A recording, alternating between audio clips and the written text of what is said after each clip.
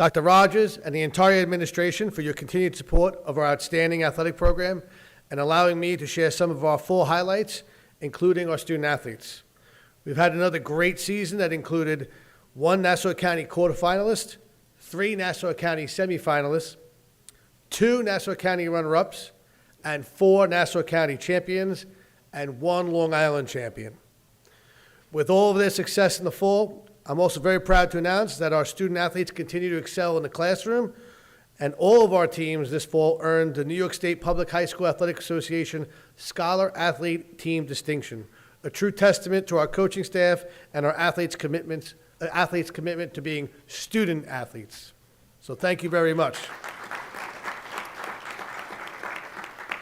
To start recognizing our outstanding athletes, I'd like to introduce Ian Kazanchi. He is a 3-year starter and captain of our boys volleyball team. He was an important member of our county championship team last year, and he is one of our 3 all-county athletes from our boys volleyball team.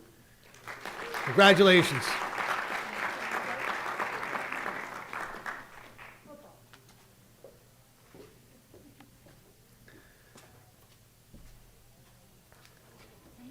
Next up is Mr. Will Cawley. He's a 4-year varsity football player and captain of the varsity football team, an integral part of our playoff runs, including our run last fall when we beat Farmingdale in the semifinals, ended up playing Massapequa in the championship game. Will battled all year despite a bad ankle sprain, and he represented the team with class and pride. I want to congratulate Will Cawley.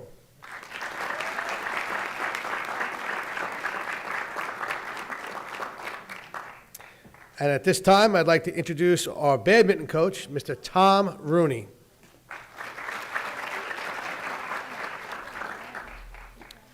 Hi, good evening. This is part of the Nassau County semifinalist boys badminton team. I'd like to recognize the all-county athletes. First up is sophomore Ryan Sue. Ryan is a 2-year starter and was all-county in singles. Next up is senior Aditya Varma. Aditi is a 4-year varsity player who was all-county in doubles. His partner is senior Sean O, who was also all-county. Next is Ethan Alex, who is a 2-time all-county doubles player. Thank you, guys.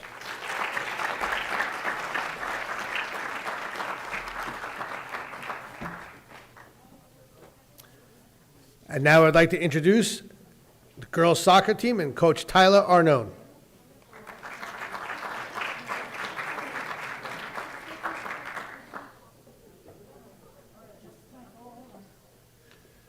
Good evening, everyone. First, I just want to extend gratitude on behalf of Syosset girls soccer program to Dr. Rogers, the Board of Education, Mr. Stuber, Ms. Kang, my building principal, for all the support you show our program. The girls benefited and hopefully made the community proud with what they did this year. We have 3 tremendous student athletes, Alexa Beck, Bryn Schneider, and Jess Alessi, who won all county, with Alexa Beck and Jess Alessi winning all state honors as well.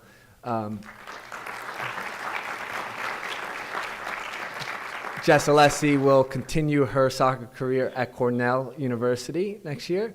Alexa Beck will be playing, round of applause. Alexa Beck playing lacrosse, multi-sport athlete at Iona. And Bryn Schneider, who is coming toward the end of the recruiting process, hasn't made a decision yet, but will be playing college soccer next year.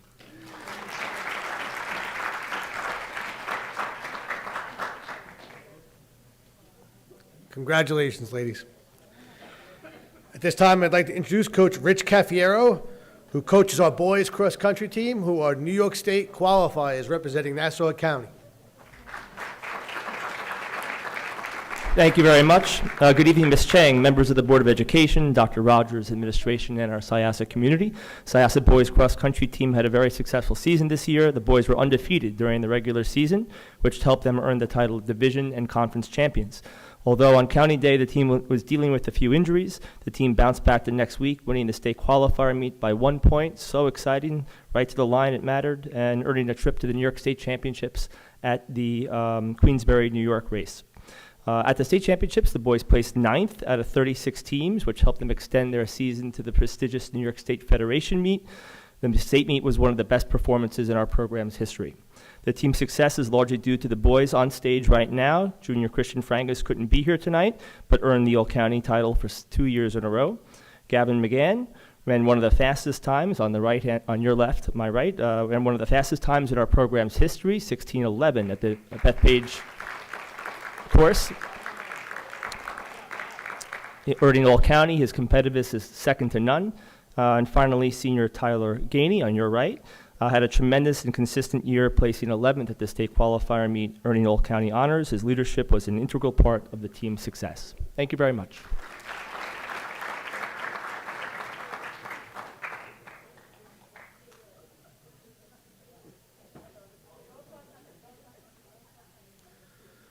Unfortunately, Coach Spiteri could not be here tonight, so I would gladly introduce the young ladies who are part of our Nassau County Championship cross-country team for the 13th consecutive season. Also state qualifying champion. I had the pleasure of watching the boys and the girls compete in the state qualifying meet, and I can tell you that this group of young ladies, you watch the boys compete, you watch all the different divisions, and you see like somebody from your school once or twice. The Syosset girls came in force. It was amazing to see them close, coming around Bethpage. And you see them come around the field, the polo field, and then they make their final push to the flat, to the line, and it was amazing. All I saw was Syosset, and I knew we were winning and advancing, representing Nassau County at the state qualifier at the states. The girls cross country team finished the regular season undefeated. They went on to finish 6th at the state championship, following their county championship. And the following young ladies earned all county honors: Linda Lynn, Ariana Sadrahami, Gianna Lavaca, Ashley Wong, Melissa Tanieri, Rin Furukawa, Juliana McCaskill, and Juliana Ragosa. Congratulations. Thank you, David. Great season. And now it brings me great pleasure to introduce coach of our Nassau County Championship boys soccer team, Coach Brett Waxon.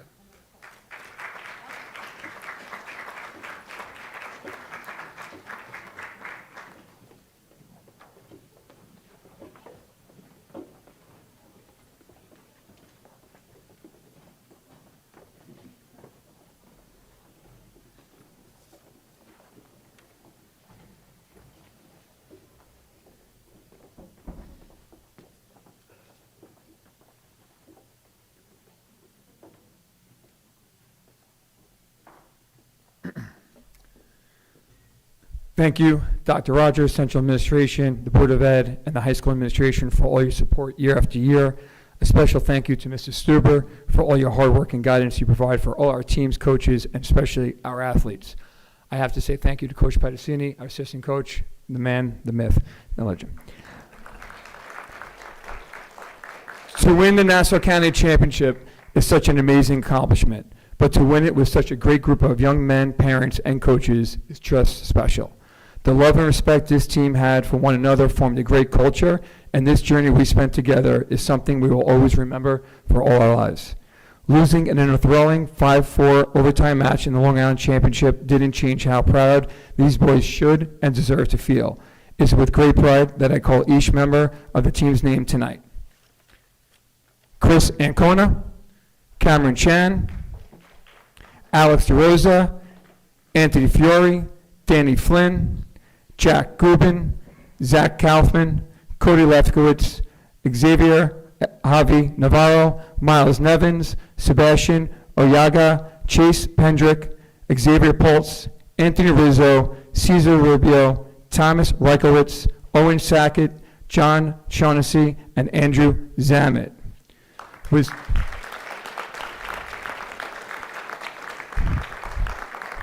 It was such a great team accomplishment. We also were able to have 3 boys earn All-County. Junior Jake Dappis, unfortunately, is just landed from a plane ride from Florida from a soccer tournament. He's not able to make it, but Jake Dappis. Senior Rafael Daniele, who also received Defense Player of the Year.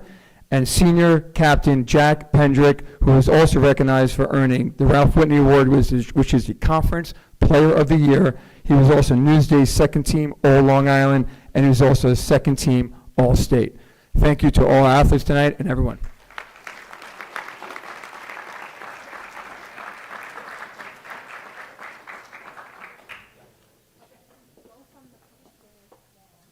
Congratulations, guys.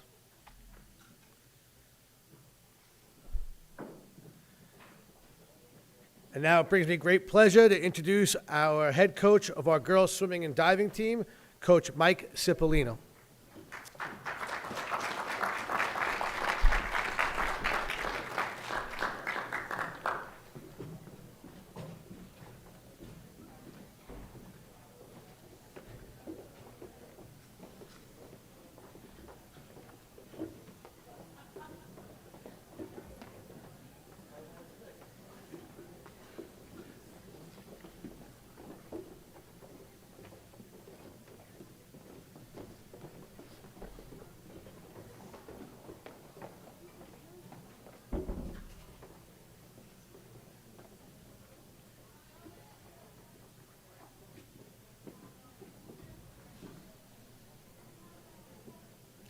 Thank you. I'd like to start with some very big thank yous. First, to Mr. Stuber and his staff for all the support they give to our athletic programs, to Dr. Rogers, the Board of Education, and the entire community for all the support you've given to Syosset Swimming and Diving across all levels, to an outstanding coaching staff, Mark Arcuto and Tom Cornelia, and of course, to a team of 36 swimmers and divers who have been an absolute joy to coach.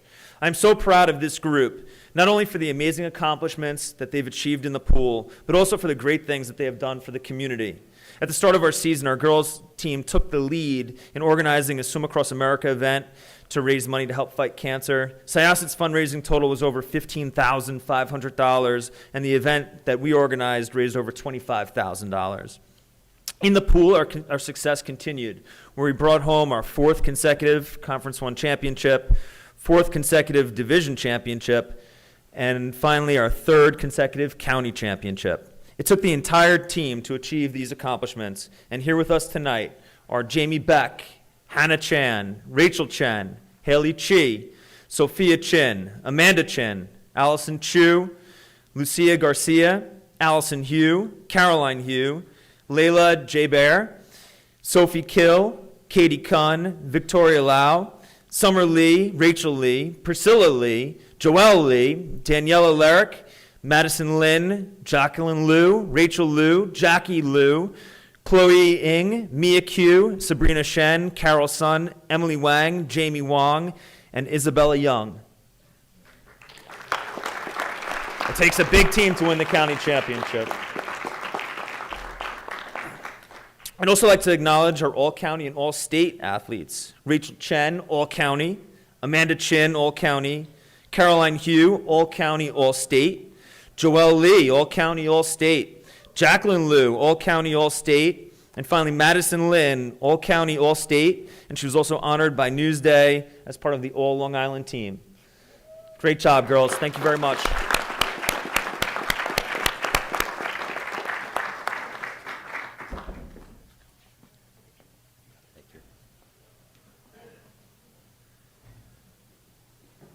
Congratulations, ladies.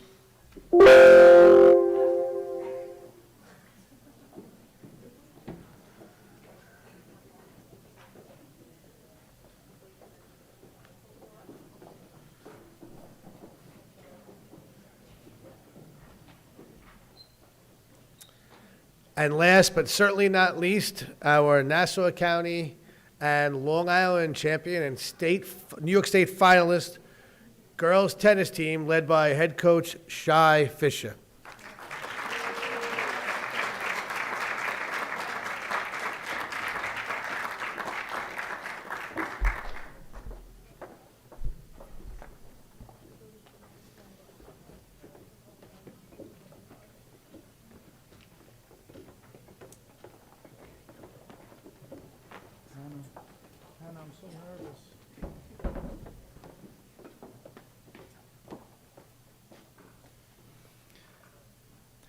Good evening, members of the Board of Education, administration, and community. I'm proud to talk to you tonight about some of the achievements in the girls' tennis program this past fall. As far as our team accomplishments, this season was nothing short of incredible, filled with hard work, determination, and breakthrough moments. Battling through numerous injuries, lineup flexibility became the hallmark of the season, with solid performances in both singles and doubles matches week after week. We finished the regular season with an overall record of 16-1, securing key victories against tough rivals like Roslyn and Great Neck South, and for the first time winning the Half Hollow Autumn Invitational, which built confidence and momentum. Our singles lineup of junior Stephanie Marcheret, senior co-captain Zia Mukherjee, and senior co-captain Sunam Mehta powered us to a county championship over Port Washington. Similarly, the depth of our doubles lineup, with numerous standout performances, helped us defeat Half Hollow Hills East for the Long Island Championship, Brighton High School out of Rochester in the state semifinals as well. Though we lost a really competitive match in the state finals, the journey itself was the ultimate triumph, and for the second year in a row, earning New York State finalists status. Ladies, congratulations once again, Nassau County champions, Long Island champions, regional champions, and second overall in the state.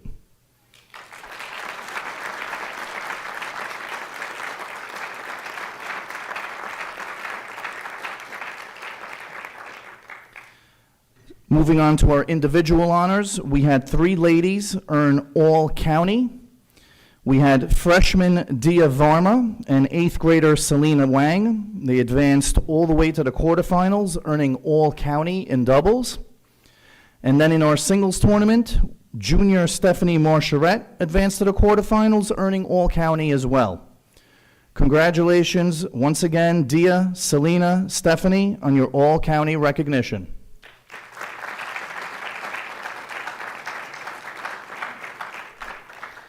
And lastly, we had 2 young ladies earn All-State honors. Junior Elaine Liu and 7th grader Hannah Wang made it all the way to the semifinal round in doubles, finishing 4th in the entire tournament and earning All-State recognition. Congratulations once again to both Elaine and Hannah.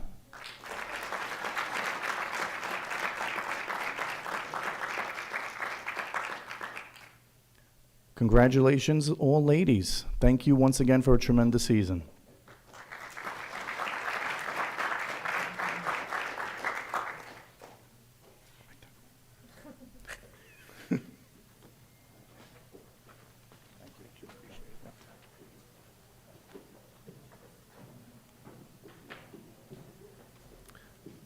I would be remiss if I didn't thank the people who were in the room celebrating their children, the parents and guardians of these outstanding young men and women.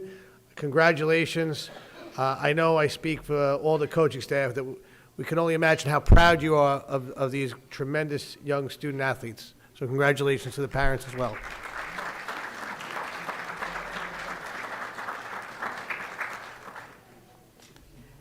Thank you all so much for coming to the meeting, and it is the great time if you want to make a graceful exit, and you're more than welcome to stay for the presentation. So congratulations again, and a big shout out to all the coaches and Mr. Stuber for their leadership. And now the board will take a few minutes to move to the stage to start our meeting. Thank you again.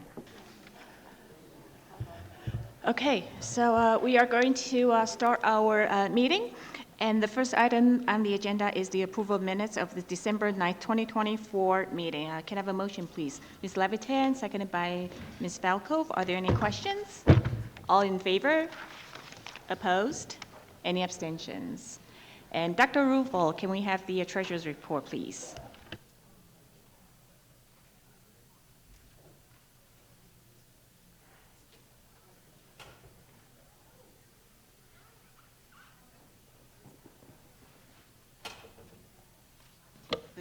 Thank you. As indicated In the Treasurer's Report, the cash on hand for the month of November 2024 was $140,350,729.76.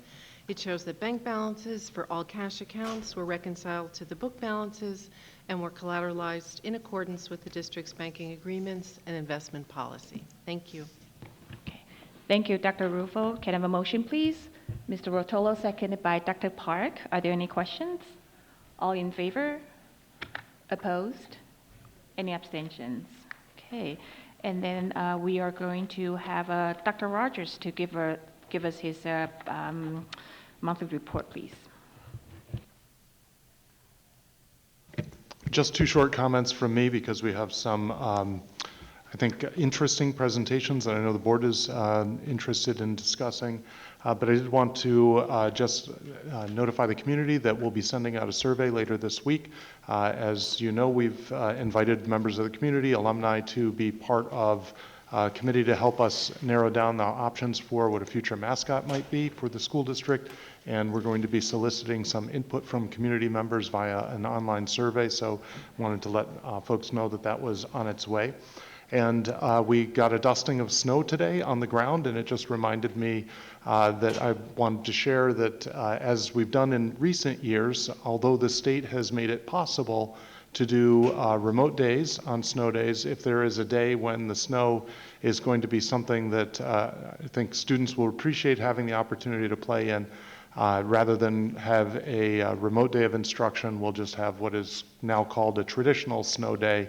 As those snow days have been rare in recent years, I certainly want students to have the opportunity to really enjoy them if we have a good day like that. But if for some reason it's not going to be an enjoyable day and it may be impacting on our future calendar, obviously we have the option of the remote day in our back pocket. But I just wanted to signal that to the community in terms of what our philosophy is going to be going forward if there is more substantial snow than what we experience today. So our first conversation is going to be, and first presentation is going to be primarily centered around the transition that students go through when they graduate from middle school and go to the high school. We call that the 8th to 9th transition. There's a substantial body of research that suggests that students experience shifts when they move from one building to another, and that can sometimes result in a sense of social isolation in going from building to building, and often the research shows a loss in academic performance during those transitions. And the better a school district is at all building transitions, whether at the elementary or the secondary level, the more students can have an even experience and not lose their momentum. So we've put a lot of energy into the 8 to 9 transition starting just prior to the pandemic when we put a number of initiatives into place, and we've redoubled our efforts this year. That transition is going to start in the next week or so. So we wanted to share some of the changes that have been made, but to kind of set the stage for this, I wanted to talk about some of the changes that have been made in some of our other transitions. So from the UPK program into the elementary schools, and from the elementary schools into the middle schools. And that thinking around these building transitions will set the stage for the more expansive conversation around the transition to the high school. So to start us off is Dr. Jeanette Wojcik, who is our Assistant Superintendent for Elementary Education. She'll talk to us about some of these early grade transitions, and we'll transition from there to Mr. Steinberg, who will walk us through the 8 to 9 transition. Thank you. Good evening, Dr. Rogers, Dr. Curry, Board of Education. Happy New Year. My colleague, Mr. Steinberg, and I appreciate the opportunity to highlight an important part of our students' educational experience, successfully navigating transitions through their schooling. Our overarching aim is to create a transition process at each level that not only prepares students for academic success, but also supports their personal growth and sense of belonging. To accomplish this goal, we focus on building students' confidence and readiness, equipping them to embrace new academic challenges with assurance. We emphasize fostering meaningful partnerships with families through consistent communication and collaboration, ensuring that parents and guardians feel engaged and supported. We are also committed to nurturing a sense of community and inclusion so every student feels valued and connected as they move forward. Additionally, we work to align each phase of transition with our district's dedication to excellence and the holistic development of every learner. These priorities guide us as we support and empower students and families, ensuring each transition is successful for all students. So first, we're going to take a look at our district's effort to support 2 early grade transitions, the transition from universal pre-K to kindergarten, and from 5th to 6th grade. These pivotal moments lay the groundwork for long-term academic and social-emotional success. The transition from UPK to kindergarten is often the first significant milestone in a child's educational experience. Our approach is grounded in collaboration, communication, and a shared commitment to meeting the diverse needs of our youngest learners. Our district takes pride in ensuring a warm and supportive welcoming for incoming kindergarten families as they begin this exciting new chapter. Each elementary school sends a welcome letter to families, setting a positive tone for their journey. To familiarize students and their families with the school environment, we host an orientation that includes a guided tour, giving everyone a chance to explore the building and feel more comfortable with their new surroundings. For students with IEPs, we hold transition meetings from CPSE, Committee of Preschool Special Education, to CSE, Committee of Special Education, during which families receive detailed information about the special education supports at the elementary level. Additionally, incoming students participate in a comprehensive kindergarten screening. This includes meeting with kindergarten teachers, occupational therapists, speech therapists, and ENL teachers, ensuring we gain a well-rounded understanding of each child's unique strengths and needs. Preparing for a successful transition to kindergarten involves a collaborative and comprehensive approach to ensure that students and families feel supported. Articulation meetings with the leaders of each UPK site provide an opportunity to align on key transition goals and share insights. Parent conferences in UPK further strengthen this process by offering families personalized guidance and support. Throughout the transition period, families receive ongoing communication, including letters from elementary schools with important reference information. And for students with IEPs, CPSE to CSE parent orientation meetings are held to explain the continuum of services at the elementary level. Additionally, kindergarten teachers receive detailed cumulative transition folders containing essential information. Transition from 5th to 6th grade is an exciting milestone for students as they prepare to move into the dynamic environment of our middle schools. Our district is committed to ensuring that this process is smooth and supportive, helping students and families feel confident and well prepared for the next stage of their journey. To facilitate this transition, each middle school sends regular communications to families, including general welcome messages, information about course selections and schedules, and invitations to a parent orientation held in the spring. During the spring, 5th grade students visit their future middle schools where they tour the buildings, hear from their peer leaders talking about life in middle school, and they even get a sneak peek into one of the classrooms.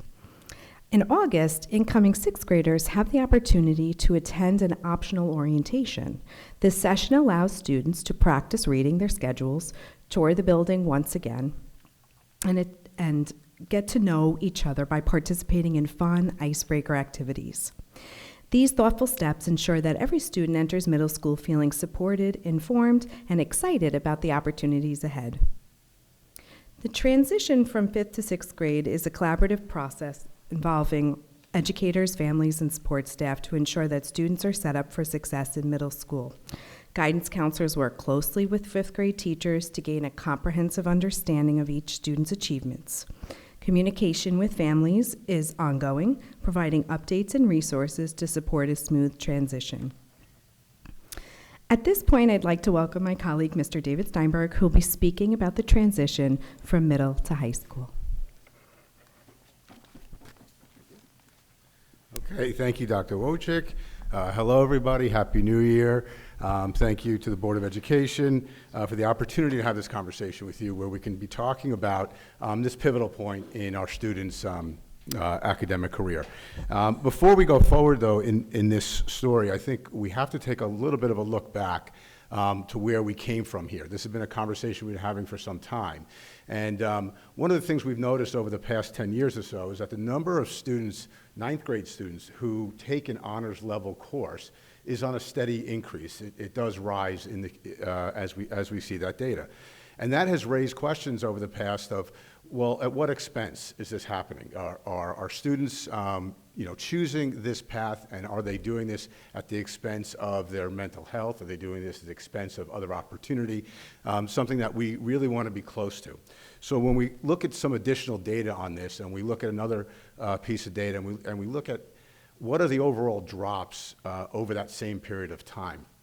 And what we begin to see is that the drops have, the number of students, ninth grade students that drop from these honors courses decreases. It decreases to a point that it sort of levels out, and if you kind of look at the graph and you take a look at all the way to the right in the 24, 25 number, I just want to point out that that 4%, that's not a complete number for this year. So that number was calculated a little bit earlier this fall, so we would have to get an updated number to that. But looking at the 4 years prior, we can see how that data sort of has reached somewhat of a plateau in terms of that drop. So there's encouragement in those numbers as we see them, and as to, well, why has that happened? Why is it that we've been able to have an increase in the ninth grade enrollment in honors classes and been able to decrease the number of drops? So in order to sort of answer that question, we go back to sort of our philosophy and the conversations we have with students when we're going through the programming process with our students and families. And that our philosophy is to make sure that we want every single one of our students to attempt the most rigorous program.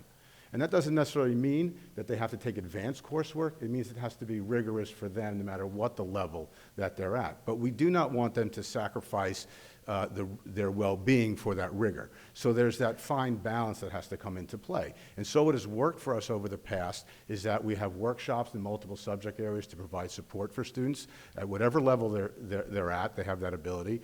Our teachers are wonderful in the time they provide our students for extra help. They'll meet students before, after school, during school to make sure they have the supports that they're going to need.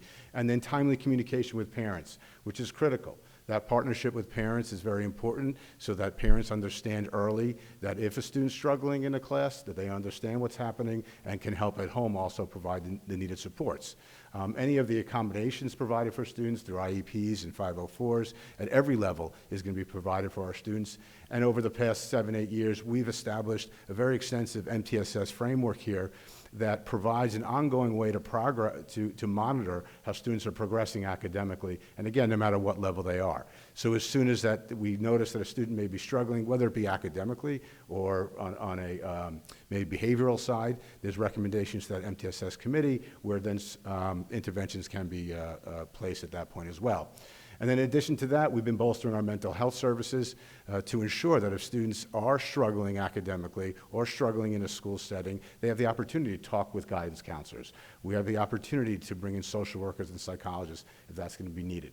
And that's currently where we've gotten over those 10 years to sort of help support our students as we're noticing an increase in the number of our ninth graders taking these courses. Now, with all that said, we don't rest on that and say, okay, we're finished and, success and that's done. That's not who we are as Syosset. We're constantly looking at how we improve that process. And what we understand is that our students are under increasing levels of stress, especially in these transition periods. It is a lot for an 8th grader to now enter a high school when you're only 13, 14 years old, and you're now going to come into a building, potentially you're going to have 18-year-olds in your building, young adults, it's a much larger building, there's a lot that goes on. So part of our philosophy is to consistently look at this transition and look at this planning process and make sure we're looking for areas where we continue to empower our students, also empower our families. And I have to say, and I have to thank our building level administration, our principals and our assistant principals who constantly have their eyes on this and do a tremendous job ensuring that these programs are put in place in a timely way that's going to help empower not only the students and the parents, but in those program choices.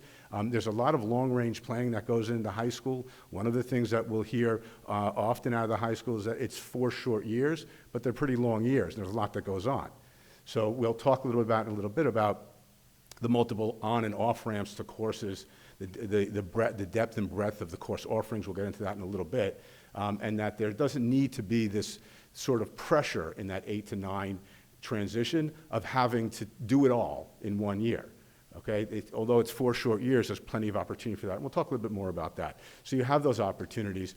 And at the same time, we want to empower the students to understand that through self-awareness when they need to seek that additional support.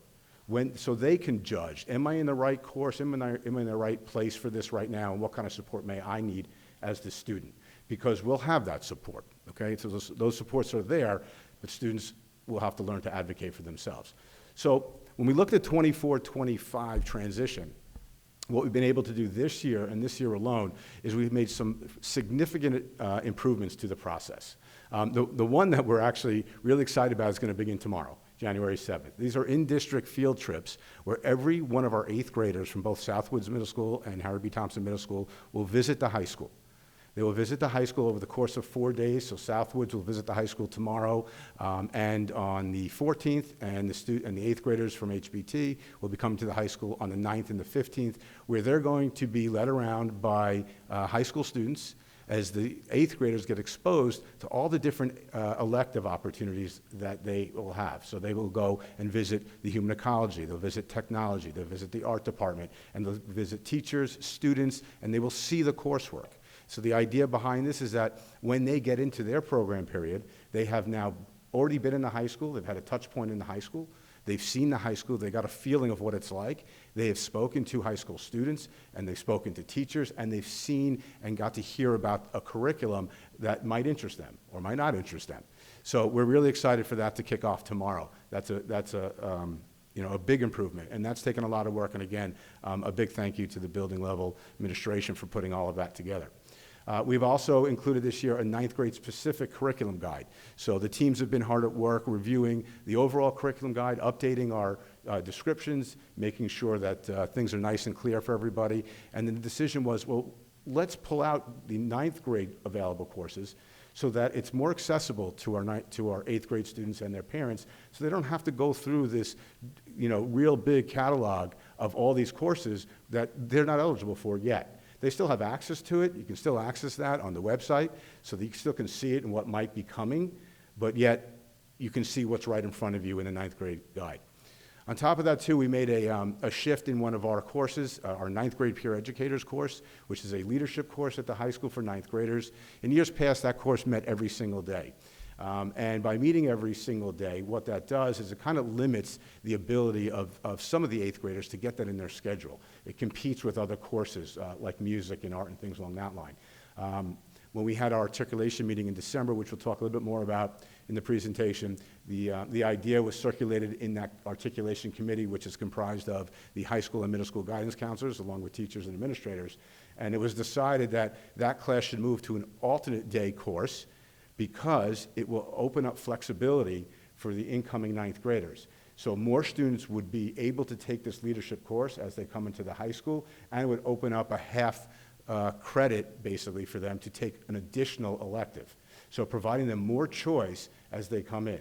So as a 9th grader coming in, they're not getting locked into something. So they'll have more choice at that point. And then we expanded our use of Naviance, which typically is used at the high school to help with career awareness. It helps with personality trait identification. And to have that at the middle schools prior to their visit with us this month, again, empowers students to get a little bit better understanding of where their interests might lie, to help them make a decision about which of the elective courses do they want to choose. So those are some of the new initiatives that we put into place just this coming year. So as we look at the comprehensive transition program, it really begins back in September of this year. So if the 8th graders this year, their transition starts the beginning of this year through our high school's PTSA Curriculum Council. The high school PTSA Curriculum Council works very closely with high school administration to choose the content areas that will be presented via live stream on a monthly basis. And you can see in the presentation the topics this year range from world language through science, and all 8th grade parents are invited to attend those. So the 8th grade parents can attend via the live stream. The live streams are recorded, then they're made available. So any 8th grade parent or student can then watch these and begin to get a sense of what the high school curriculum feels like. So again, beginning in that September period of time. Then our guidance department at the high school follows up with presentations on programming in December, and then later in February, more on the peer leadership program. And then this kind of process for the parents finishes up on March 20th, where the guidance department hosts, again via live stream, an incoming 9th grade orientation, where the high school then will talk about really all things high school and what it means to be coming into the high school. So that'll be in September. Just this past December, as I was talking about earlier, the high school hosts an articulation meeting. So that's a meeting where your high school guidance, mental health professionals, teachers, administrators come together to talk about the overall high school program and to talk about any changes that might have occurred in the program and give the opportunity for the 8th grade guidance counselors to ask any questions so they are clear on how they're going to be guiding and the conversations they're going to be having. And one of the, there's actually 3 sort of pillars to this conversation. The 3 pillars here is that there's something for everyone. That's discussed, meaning with the breadth and depth of the academic program, that students can find almost anything that they're interested in, and then the extracurricular program that has well over 100 groups and clubs and our athletic program, and those are discussed as something that's for everybody at that time, so all students will feel comfortable coming to the high school. The other key component here is being kind to yourself. And this is a conversation that all the guidance counselors, administrators, and teachers are having with our students to be kind to themselves in this process, meaning it could be very overwhelming with all of these choices, and your first thought is, I want to do it all. I want to do it all, and I want to do it at the highest level I can do it. But the conversation is, you don't have to rush into it.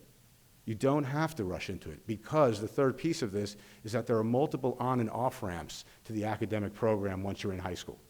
So because you didn't start in an advanced track, let's say, in a 9th grade, doesn't mean you can't get on an advanced track later on in your high school career. If you didn't take a certain AP in 9th grade, doesn't mean you can't catch up and take those APs later. There are multiple on-ramps to do that. One of the things that we encourage the students to do is to challenge themselves. We want them to get out there and go after that rigor. Try something and do your best at it, and we're going to have supports in place. And if you don't succeed at that, hey, that's fine, because there's an off-ramp to that.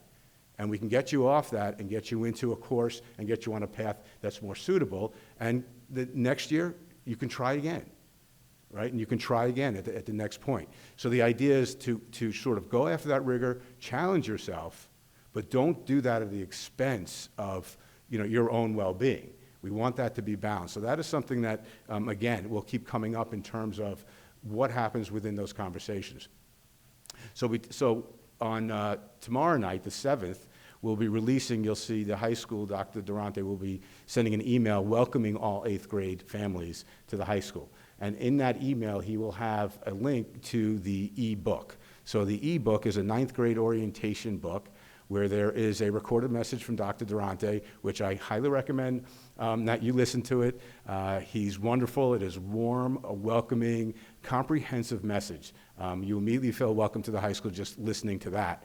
And then as you want to learn more, you scroll through. And each one of our department heads, each one of our assistant principals has a welcoming message, a video message in there as well to welcome you to their department, in addition to highlights about the department and the opportunities as a 9th grader. So that ebook will be going out. The middle schools then follow that up at their PTSA meeting on January 16th. At that meeting, the middle school administration, along with their PTSA, have a transition meeting. It's a presentation about transition to high school, and then they will review the ebook with the parents there as well. So it's another point for the parents to get empowered, understand what the opportunities are for at the high school, and followed up from there, middle schools then go into their programming meetings. And in those meetings, the guidance counselors are meeting with students, and parents are invited into those meetings via Zoom. So parents can Zoom in those meetings, they could sit in those meetings with their students, so parents and students are there making a decision on what's in the best interest for their student going into high school with the guidance of the guidance department. So it's a team effort to make sure that that program is going to be balanced. right? And then in February, there's the face-to-face parent-teacher conference where now the teacher and the parent can have that one-to-one conversation. So there's all these touch points for the 8th grade parents as they go through this process to ensure that their students are building that rigorous program, but well-balanced, right, and not at the expense of their own well-being. And then we get to August. So the programming period happens throughout the spring, schedules are set, and then we get to August, it's summertime, and then at the the end of August, there's the incoming 9th grade orientation, which is an in-person event where Dr. Durante now will welcome each and every incoming 9th grade student. It occurs in 2 sessions, so half of the 9th grade will come into the auditorium in the morning, half in the afternoon. That's only because we can't get them all in to the auditorium. And he will do an in-person welcome. Well, he will focus his welcome on the 3 points that we've been talking about, that there's something for everyone. He will review all those options. He will talk about being kind to yourself, creating a well-balanced schedule, and he will talk about the multiple on and off ramps for advanced coursework and for rigorous coursework with students, kind of driving that point home. He will also focus on the extensive extracurricular program and how important that is to a well-rounded high school experience. And he will encourage the students to take advantage of all that there is to offer in the high school, because there are 4 short years, right? And there's a lot of growing that has to happen. And it's a wonderful event, and so the students get that welcome message from Dr. Durante, and then they attend an extracurricular fair where all the clubs will have booths set up in the main gym and the aux gym, and the incoming 9th grade students then can walk around, talk to other students who are running these clubs, ask questions. They can sign up for the clubs right at that point. They don't have to, but it's an opportunity for them to learn more about the clubs at that point. So that's what happens in August. And then, of course, in September, well, it's welcome to the high school. So now here they are. They made it to the high school. They've gone through, almost the entire transition program. But the transition program doesn't end when they step into the high school, because now they're in the high school, and we have to ensure that they're here now, and that all the choices they made getting to this point, they're going to be supported in those choices. So the guidance department is very proactive at this point. The guidance counselors will have small group meetings. And in those meetings, they're basically checking in with the 9th graders. They're making sure that they understand the activities, they're reinforcing the messaging, they're reinforcing the transcripts and different services available to them, and they're informing the students about the different support groups that guidance offers. So there's all kinds of groups. There's a few listed here.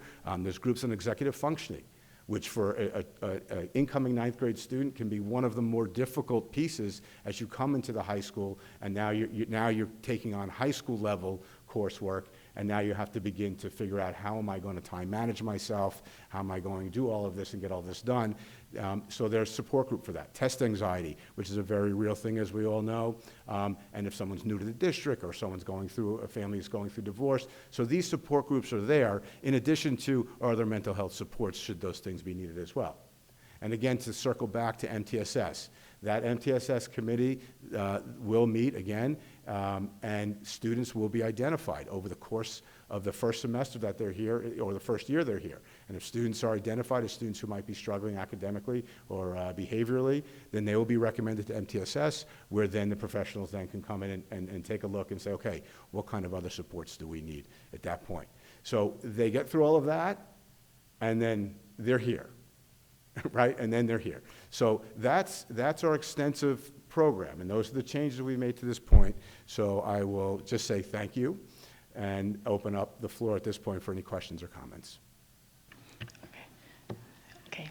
Thank you, Mr. Steinberg and Dr. Wojcik, for your presentation. And it's definitely great to know all the resources and support available from even UPK to 12th grade, and that's what we have. That's in Syosset for all the students. So, okay. And then, are there any questions? Okay, Mr. Greco.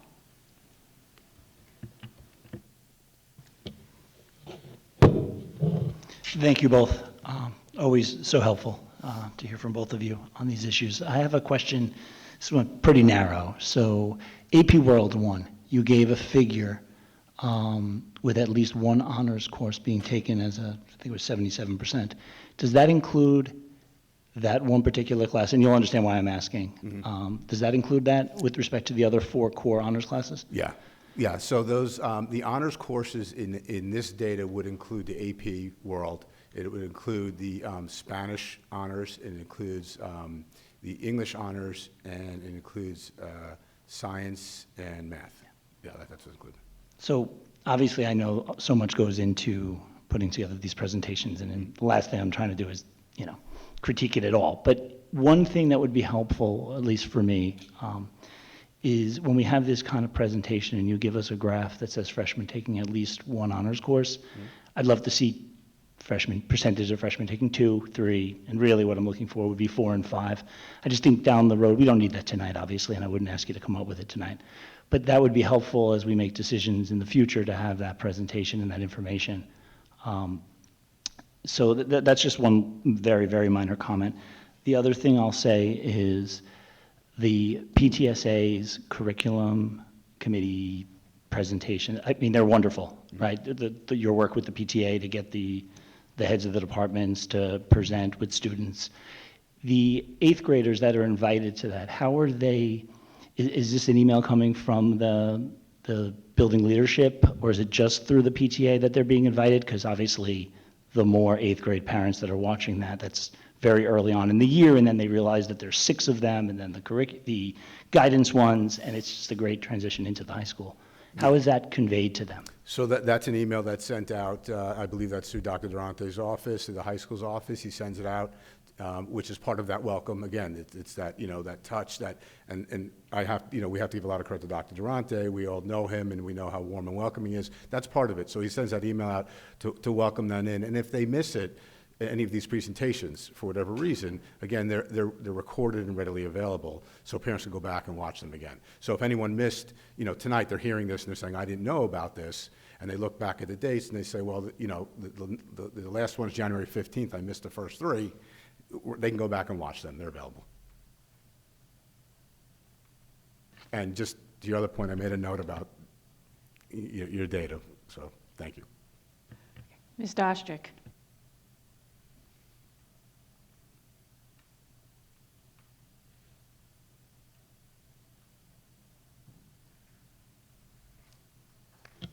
So actually, I didn't want to ask a question. I wanted to make a process suggestion first, which is, do you want to separate primary and middle school from high school? Otherwise, the questions may end up going in a time circle. And Since Mr. Steinberg's here, so you want to ask about the secondary first?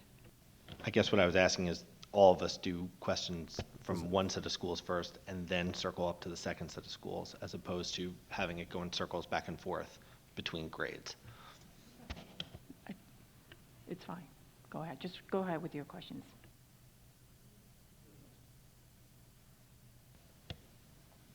Okay. So I want to start at primary.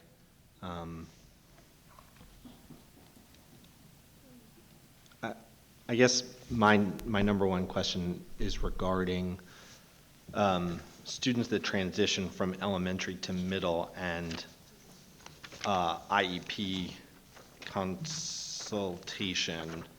So I think the presentation mentioned that folks, either admin or some teachers or service providers, sit in on the annual review for 5th grade. So can you just expand a little bit? Sure. How often it's service providers, how often it's admin responsible, if they're attending multiple meetings or just the annual review meeting? So every year for students with IEPs, we're required to have an annual review. And when we have a student transitioning from 5th to 6th grade, the 5th grade IEP team meets to develop the plan for 6th grade for the student. But in order to do that, they invite the middle school staff to come join them for that annual review. That includes, usually a psychologist comes from the middle school, oftentimes Ms. Waters or Ms. Burke from Southwoods, the CSE administrators from the middle schools may join, so that there's an opportunity for the 5th grade team, the child's team, to build a plan that fits with the middle school so families can understand what supports and services are available for their child when they enter and transition from 5th to 6th. So there is one meeting at least at the annual review where the whole team gets together to build a plan for transition. So one of my observations about annual reviews is they tend to be somewhat dense meetings, and so sometimes I wonder if having a representative at that one meeting is actually going to be sufficient, because it seems like you're going to have to do a big step back to preview the student's history and then discuss the IEP for the coming year and then come up with the plan.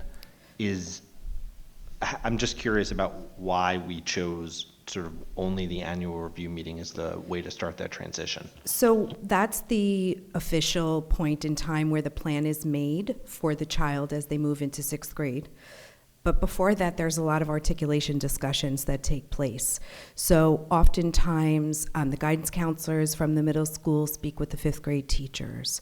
The special education providers, if the child is receiving speech and may continue to receive speech in 6th grade, those conversations are happening beforehand. So administrators are speaking with one another. So while that seems like the time that everything either begins or takes place, there's conversations ahead of time with families so that they're prepared usually to say, like, here's what you may expect when you come to the transition CSE. So it is a big meeting. There are lots to discuss, and usually there's opportunities where special education supports reach out after and have conversations with families to make sure, and then once families receive the IEP, if they have any questions, they certainly can circle back to either team to help clarify. I just have one more question about this, and then, so how often is it not just the administrator who's in charge of CSE who's attending the meeting and multiple service, or at least one service provider? From the 6th grade team? So it's always a representative. There's always a representative from the 6th grade team, and it does vary. Usually it is the psychologist. Sometimes, whoever, if there's counseling involved, the social worker might be present. It depends on what the child's needs are. So usually there is definitely a psychologist or a representative, and then oftentimes an administrator may attend as well. Okay, and my last question is, how do you assess the UPK to K and the 5th to 6th transition programs are working currently? And what is that based on? So generally speaking, when we look at transitions for students, we ensure that we are communicating as effectively as possible with families. So when we look at that, we always make sure that all of our communication is sent to any families who are registered. If there's ongoing registration, we always make sure that communication is sent. It's translated into many different languages. The assessment, if you will, of how effective our transitions are when we see our students come to school in the fall. And they're ready. They've experienced the school. Families are prepared with what they need to be prepared with. As far as the UPK to K transition, sometimes that's a little bit more sensitive with regard to students and kindergartners entering a new building. It's much bigger than their preschool. There's warm welcomes. The children are happy to join in. They know who their teachers are. They've been to the school. And the same thing with the 6th grade transition. They've met the school, they know their schedule, they've been able to walk in. So often we see that success or as children come in. But as far as an assessment, it's usually anecdotal as we see how students engage with one another and with the school as they come in. Okay. Are there any more questions? Ms. Abramson?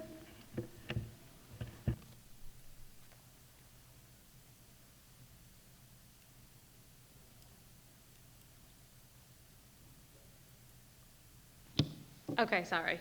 There were two things. I guess the first was for the UPK to the kindergarten transition. I don't remember if it was in a PTA meeting or if it was another board member. But they talked about adding busing. having a large bus or a small bus at the transition, at the screening process, so that kids that have never been on a bus before wouldn't get overwhelmed with that whole concept of getting on the bus and getting off the bus and kind of seeing what it looks like on the inside, because there are students who have never taken a bus before and starting kindergarten, and they're getting on a big bus with a lot of different kids in a lot of different ages. So someone had brought that up, and I just wanted to bring it here, because if it could be part of the transition process, I think it might be helpful for some kids who have anxiety about that the first day. Great, thank you. And then regarding 8th to 9th grade transition, and I don't know if there's going to be an answer to the question or if it's more of a statement than a question, but you talked about, and I've been hearing this a lot in like the field, so to speak, but everyone talks about how many honors classes your kids have to take, and my kid wants to take all honors classes, and they have to do that and all those things. And it's a culture, and it's become the culture, and it becomes the feeling in 8th grade, and they all talk about it. So I respect everything you said tonight, and I hope that's what is being said when they come in here. I just don't know how we break that spell, because it's a two-pronged problem, and there's some people have told me there, and my kid does not have this stigma, but other kids have the stigma where they don't want to drop a class, and they're going to stay in the honors class because they're afraid what people will say if they drop it. And the other part of the sword is they're taking too many, and they have nowhere to go from there, and they're totally overwhelmed, but they feel like that's the way and you have to do it. So I really appreciate this, because it didn't seem to focus on that as much, but I'm concerned because it's not what I hear anywhere else and not what I've felt as a parent. So I hope that we're trying to move away from that, and I hope that we really try, especially in 9th grade, and let them like add more and show progress in different things. It really has to change that we put so much pressure to be in all honors all the time, and that's the rigor of it. And it could just be high school. So I appreciate what you said. I just really think that there's a lot of stress on the students and a lot of pressure to perform in that way, and that's not necessarily the best way. So thank you, but I really just hope that it starts to show with what the kids start to take, as opposed to they have to do this. So. Yeah, well, thank you, and because that's our hope, and our hope in the work is that we can help students to sort of break, a little bit of that cycle, and we understand, what those external pressures are, and we understand what it is to be a SIASA student, and there is so much opportunity here, and when there is so much opportunity, right, and you have this buffet in front of you, it's hard not to eat everything on the buffet, and then you get sick. Right? So it's kind of sort of along those lines. So our job and what we're working very intently on is helping students to really acquire the skills, right, to make those decisions, and that's a lot of our SEL programming, and that's why we focus on that so much in the middle level and then reinforce it at the high school level. So they gain that self-awareness and that ability to make those decisions for themselves, and they don't succumb so much to sort of this peer pressure that you're alluding to that might be out there, whether it's on either end of the spectrum. So yeah, it's a challenge for us. We understand that this is the program we have, and that's why we continually are working at it, and why on an annual basis there's a review for it. And the reason for sort of starting the presentation was with the 4 improvements, was sort of to make that point that we understand that this is an ongoing sort of issue that we're facing with our kids, and that we got to just stay on top of it. So thank you. Mm-hmm. Just one more thing. I know it's part of the student information that they're getting, but it will also be part of the parent orientation, that that rigor doesn't necessarily mean 75 APs and honors. Yes. It means what's best for your student and works for them. Yes, so it is very much part of that presentation, especially the March 20th incoming parent orientation the guidance runs. Those 3 ideas of just there's something for everyone, be kind to yourself, and multiple on and off ramps. So those 3 is sort of repeated in every avenue when we're having this conversation, so that we kind of start to drive that messaging home. That begins early in our conversations. The 8th grade counselors are having that, the 9th grade counselors are, and so we try to get that through as much as we can. Ms. Koshia and Mr. Greco.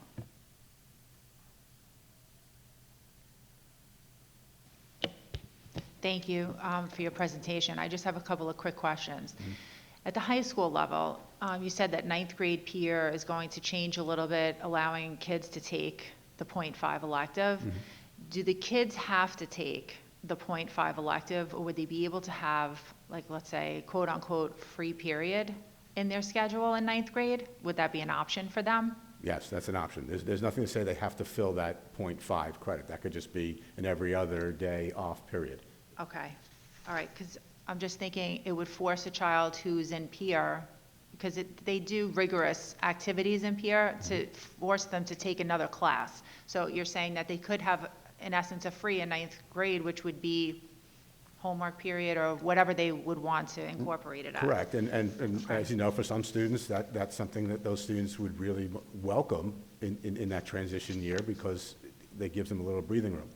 Okay, and I thank you, but I think I'm going back down to elementary school. That was my only high school question. Thank you, Mrs. Steinberg, as always, for all your hard work. Okay, just a couple of quick questions.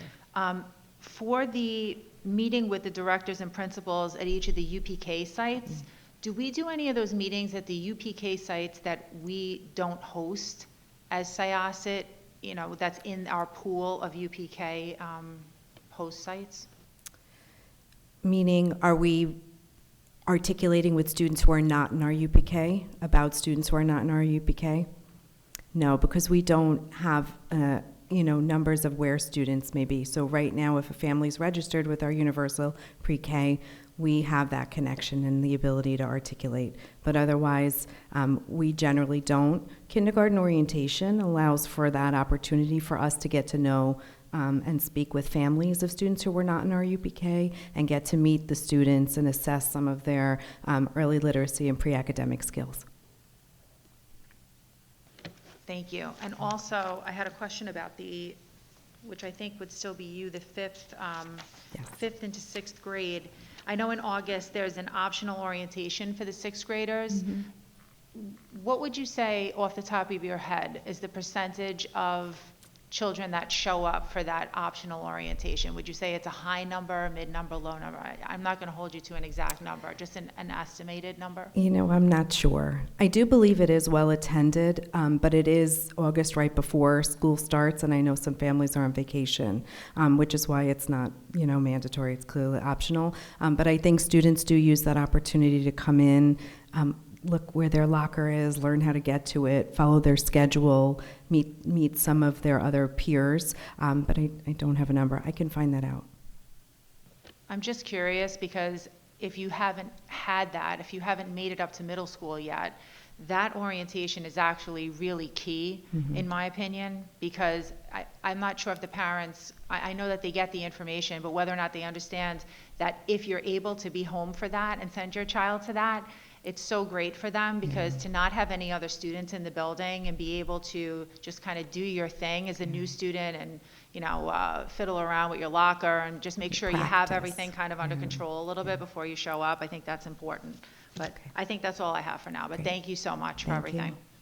Okay, Mr. Greco. These are for Mr. Steinberg.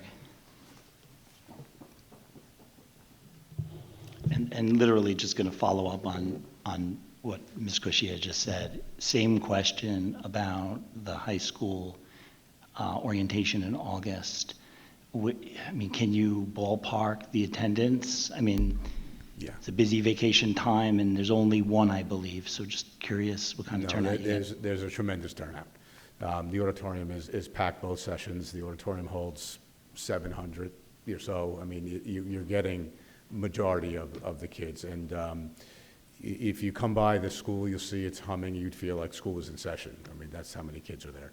So there's a lot of kids that are coming. It's strategically planned to, with the vacations in mind, things along that line. So we try to do it as late as we can. Typically happens the day right before we bring our teachers back in for their superintendent's conference day.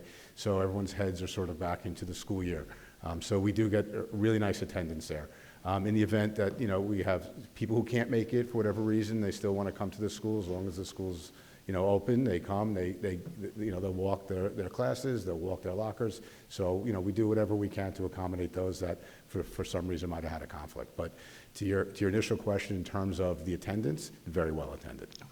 And then I hate to do this again, but to jump on Ms. Abronson's point, she commented about a culture with respect to taking honors courses for ninth graders. Yep. I guess the question I would have is, you talk about the off-ramp. How easy is it to drop a class? And how is that process done? Is a guidance counselor reaching out to the parent? Is the teacher reaching out to the parent? Is the student asking to do it? You could even give me an example of how you normally see this happen. Sure. So the first part of the question, there is no deadline for a drop, which is something unique to Syosset. One of the advantages we have being a larger district is because of the breadth of the offerings. We have those off-ramps. So if you're in a smaller district, let's say, you might necessarily have that. So if you took an honors class as a ninth grade student, you might have a drop date like you would have at a university. You took a course and you have up to a certain date and you have a drop date. So you would have a drop date out of an honors course because they would have to make sure that they get their numbers right in all these other sections so they don't crash sections and all kinds of other master scheduling issues that come along with that.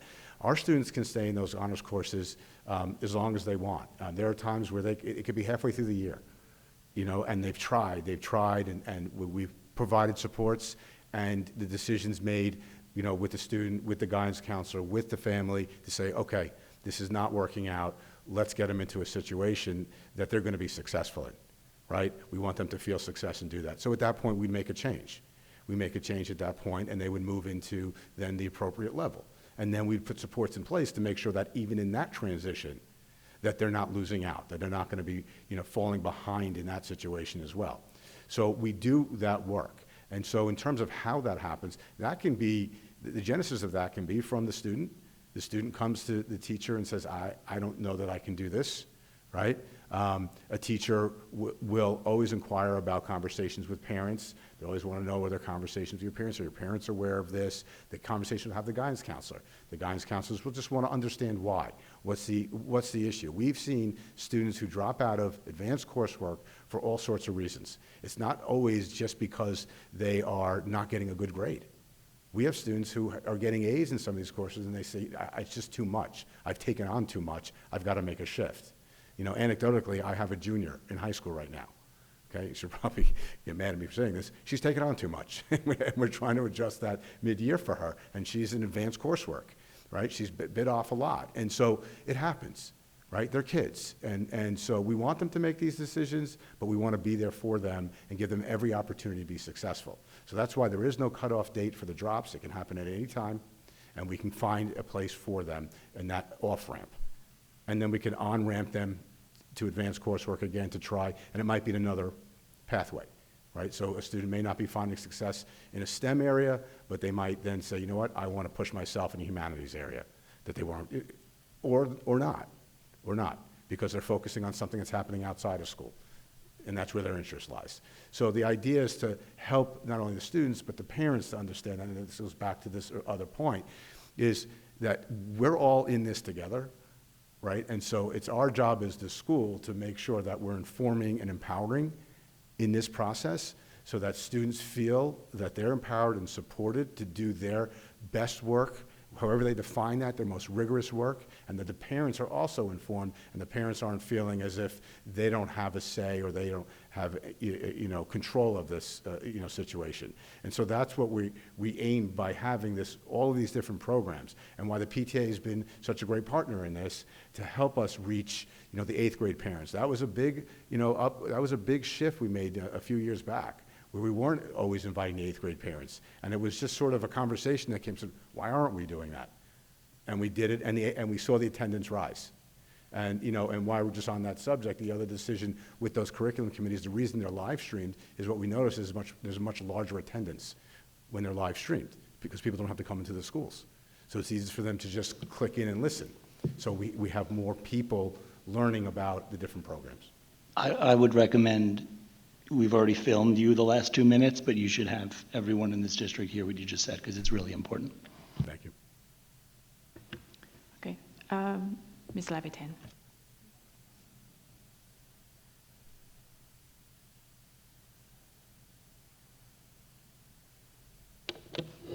Okay, great. So this is directly related to what Lynn and Brian were talking about, and it's clearly a culture here that exists. Two-part question. So we have the orientations, we have the streams, it's all great, the attendance is great. Could you elaborate a little more about on how an individual student course selection for 9th grade happens, because the student doesn't get a chance to meet with a high school guidance counselor until the schedule's already done, correct? So, correct me if I'm wrong, but the 8th grade subject teachers in 8th grade are in communication with the 9th grade guidance counselor about the course selection ahead of making the schedule? How does this, in other words, is it 8th grade subject teacher, let's say science teacher, a student, and the high school guidance counselor that sort of like meet and talk, or is it the conversation that takes place between the subject teacher in 8th grade and a student and a parent, perhaps? In other words, where is the opportunity and who is it on to educate the incoming 9th grader, especially the first-time 9th grader, especially if it's the oldest child in the family? Is it up to the 8th grade teacher to explain just how rigorous, let's say, bio honors is going to look? And is it the 8th grade teacher's job to explain the timeline of dropping the course and making sure there is a regular regent level course in the same period in the schedule? Because what we're observing a lot of the times is that by the time it becomes too late to fix things, and that's what creates frustration, and that's where you'll find kids that can handle a class frustrated and wanting out and realizing they can't, or it's too late, or they didn't know. So how does that look, that process of selecting each course, subject by subject? And also perhaps my second part, perhaps it makes sense to kind of like start learning the answer to question why. Why do you want this bio honor so badly? Your parents want it, your peers, your friends are all going to take it. What is it? So some sort of a data, perhaps, some sort of an understanding why, the reasoning behind, the motivation behind taking all honors and all APs on the menu.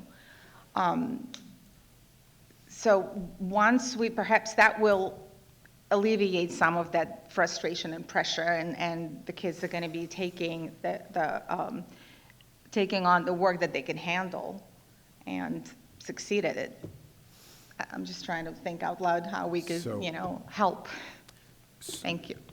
So thank you. And so I'll answer the first question, and then I'll get through the other two as well. So in terms of just the selection, the process, what does it look like for an 8th grade student who's going through this process? So an 8th grade student will start their process now in January.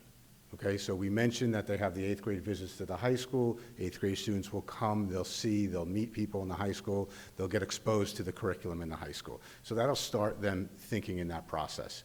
That's then followed by meetings with their guidance counselors. Now, the guidance counselors are getting basically sort of like a recommendation sheet from the teachers, the 8th grade guidance counselors. So those 8th grade teachers know their students.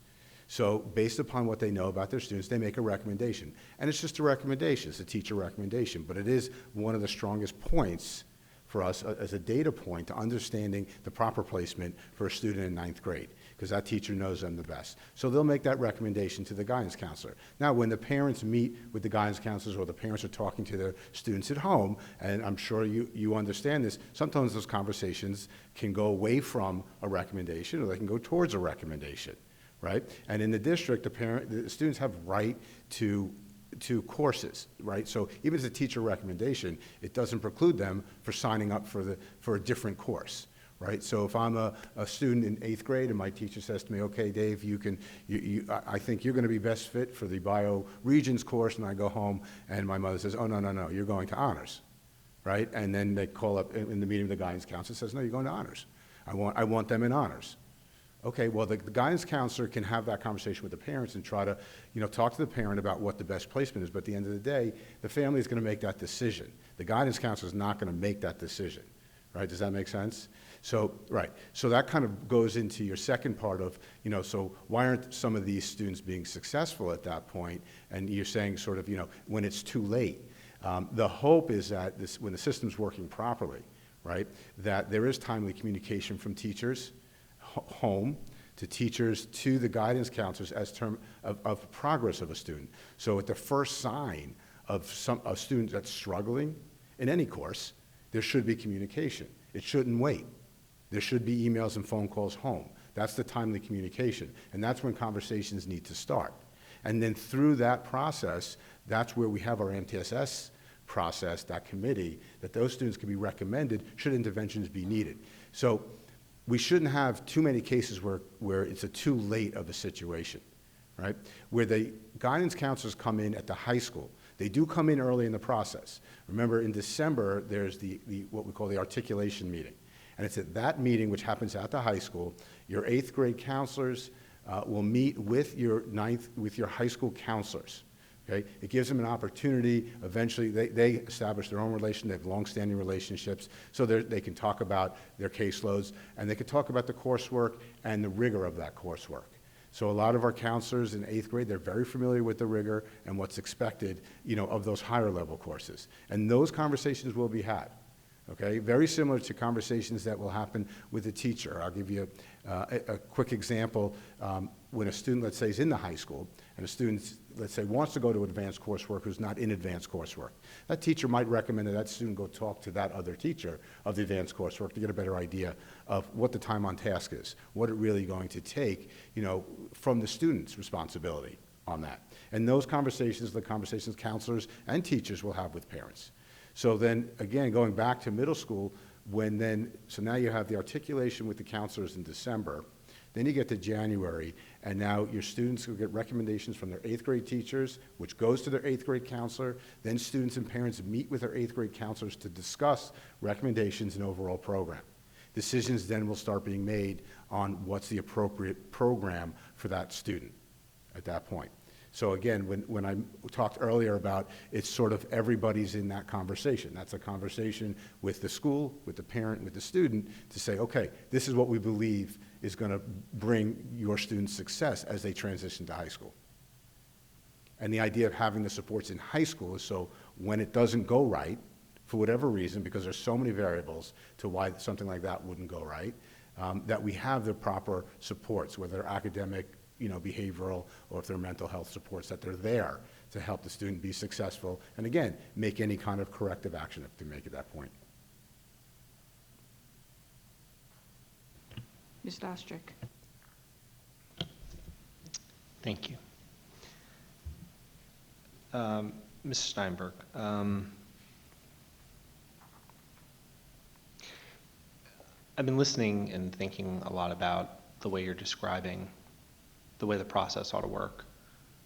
In your opinion, who is currently the quarterback for the students in terms of understanding and having a sense of the total course load work that's going to be required for students, for their own curriculum? Is it the students who are responsible, the parents, the guidance counselor? It's a collaborative process. Who's ultimately the person with the most information about what is being put in front of the students? So I would say that responsibility relies on us as the school, meaning our counselors and our teachers, to relay the information and to inform students and parents, to empower them to understand that information. And that's going to happen on the front line with the teacher first. The teacher understanding that if I'm going to be sending you to an honors course in 9th grade, what that's going to entail. And if I'm a guidance counselor, that when I'm meeting with the student, to also understand that, and that's the purpose of those articulations, those yearly articulation meetings, is to make sure that the 8th grade guidance counselors are not missing anything, that nothing changed at the high school if they have any questions. So at that meeting, what will happen in that December meeting we'll have each one of our department heads there who will go through the courses in that department. As just a reminder typically, and then sometimes, as you know, we have new courses or we have shifts in curriculum that have to be reviewed, so the 8th grade guidance counselors understand that and the teachers get it too. So to answer your question, the responsibility to inform is going to fall on our teachers and our guidance counselors, right? Support from administration, but there is also responsibility for the students and the families to understand that and do their best to make the best decision of whether or not they feel their student can handle that level of work at whatever level that might be. Sure. So ultimately, each individual middle school teacher makes a recommendation, but none of the other middle school teachers see the other recommendations that are being made. So ultimately, it's an individualized recommendation, and only the counselor, the parent, and the student understand what the total commitment that they're being asked to make is. One of the things that I find interesting is that it doesn't sound like we're providing parents with anything other than sort of a trust me, this is really rigorous bits of information. So for example, why don't we advertise the average workload in a course at the time in terms of hours of commitment a week? Why aren't syllabi available for students when they're making their consideration decisions for discussions? I guess I'm not sure that students and parents are making informed consent, and that may be what's leading to this race to the bottom. Mm-hmm. Yeah, two great points. Two great points. We have embarked this year on a complete curriculum guide review that we've been reviewing the guides.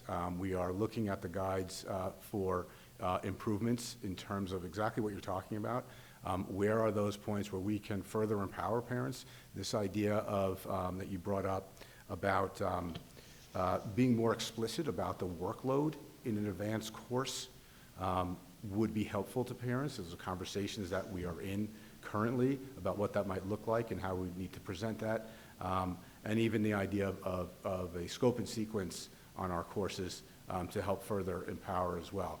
So these are conversations we are in, and I think they're great suggestions. And to the earlier point that this is a process for us, the 8 to 9 transition, and that we're always seeking that next improvement. And so these are both duly noted, and I appreciate the recommendation. Thank you. I have a few more things that I'm curious about.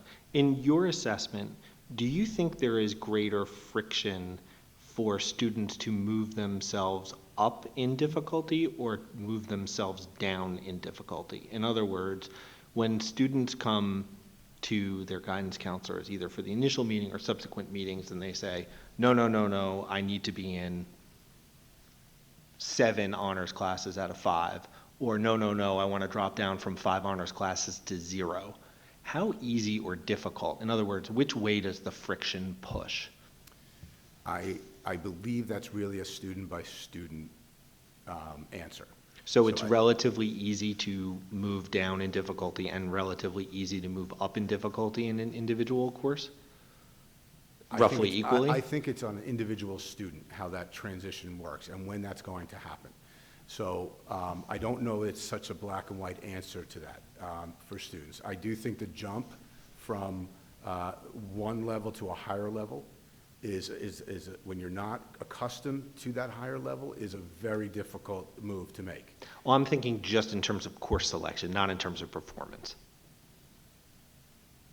In other words, I walk in and I say, nope, I disagree with all these recommendations. I want to do whatever I want. I want to go into regular classes, or nope, I want to go into all honors classes, or I just want to move around. Which way does the friction push that is easier or harder to move? Maybe you could help me understand what you mean by which way. Is it friction equally easy to change your courses higher as it is to move them lower? Yeah, I think the conversation at that point, if you're coming in looking to change courses, I think the conversation that you're going to hear from our guidance counselors is that they're going to talk to you for what's in the best interest of your child, based upon those teacher recommendations, based upon prior performance, and so you're going to have a conversation about that. So I would say that it's probably, and if you push me on an answer, but I would say that in my opinion, that it was probably harder to go to the higher level course as opposed to, go to the lower level course. Okay. And two more quick questions. Hopefully I'll be more articulate in them. In your assessment, do you think we should be allowing students and parents to overrule recommendations or not?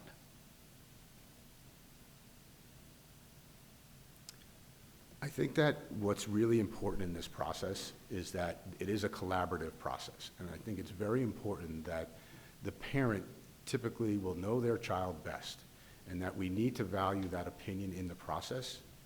So my opinion and my view on that is that we need to value that voice, and we need to have very intentional conversations with parents to help them maybe understand the recommendation in more depth, to help them ask the right questions. But again, I think it's a matter of empowering parents in that conversation with the professionals at the school to make sure that together we're making a decision that's in the best interest of the student. Okay. And my last question to you is, in your assessment, how do you think we are doing with our transition from 8th to 9th grade, and what is that based on? Specifically, the reason I'm asking this question is, I note with interest that the articulation committee you're describing is internal staff only, where you're making the noted improvements and changes that we've made year over year. The curiosity that I have is, how do we know, or why do we think we are doing a good or not doing a good job in transition? So I think part of that is we look for certain data points that we can sort of jump off of to tell us a story. And I think that's why we started tonight's presentation with some of the data that we looked at. And not to say that that data is the end-all be-all and that's going to tell us that we're being successful, but that is just a point of many points that we can look to and say, okay, there's a story being told here that we do have students taking more rigorous advanced coursework, and we do have fewer drops, and we have all of these programs and systems in place, and we have a system that we continue to look to where we can improve. We also meet with students. So we just recently had a meeting with our student government. We met with them and we specifically talked about the 8 to 9 transition. We asked them about, and we had a lot of 9th graders in the room. We do this every year. We talk with them about what that looks like, what that feels like. So that gives us, as a focus group, another data point in which we can understand what the real experience of the students were. And I will tell you that this year, we had the conversation, it was great. I mean, what the students told us that the number one factor for them in their transition was having access to older students.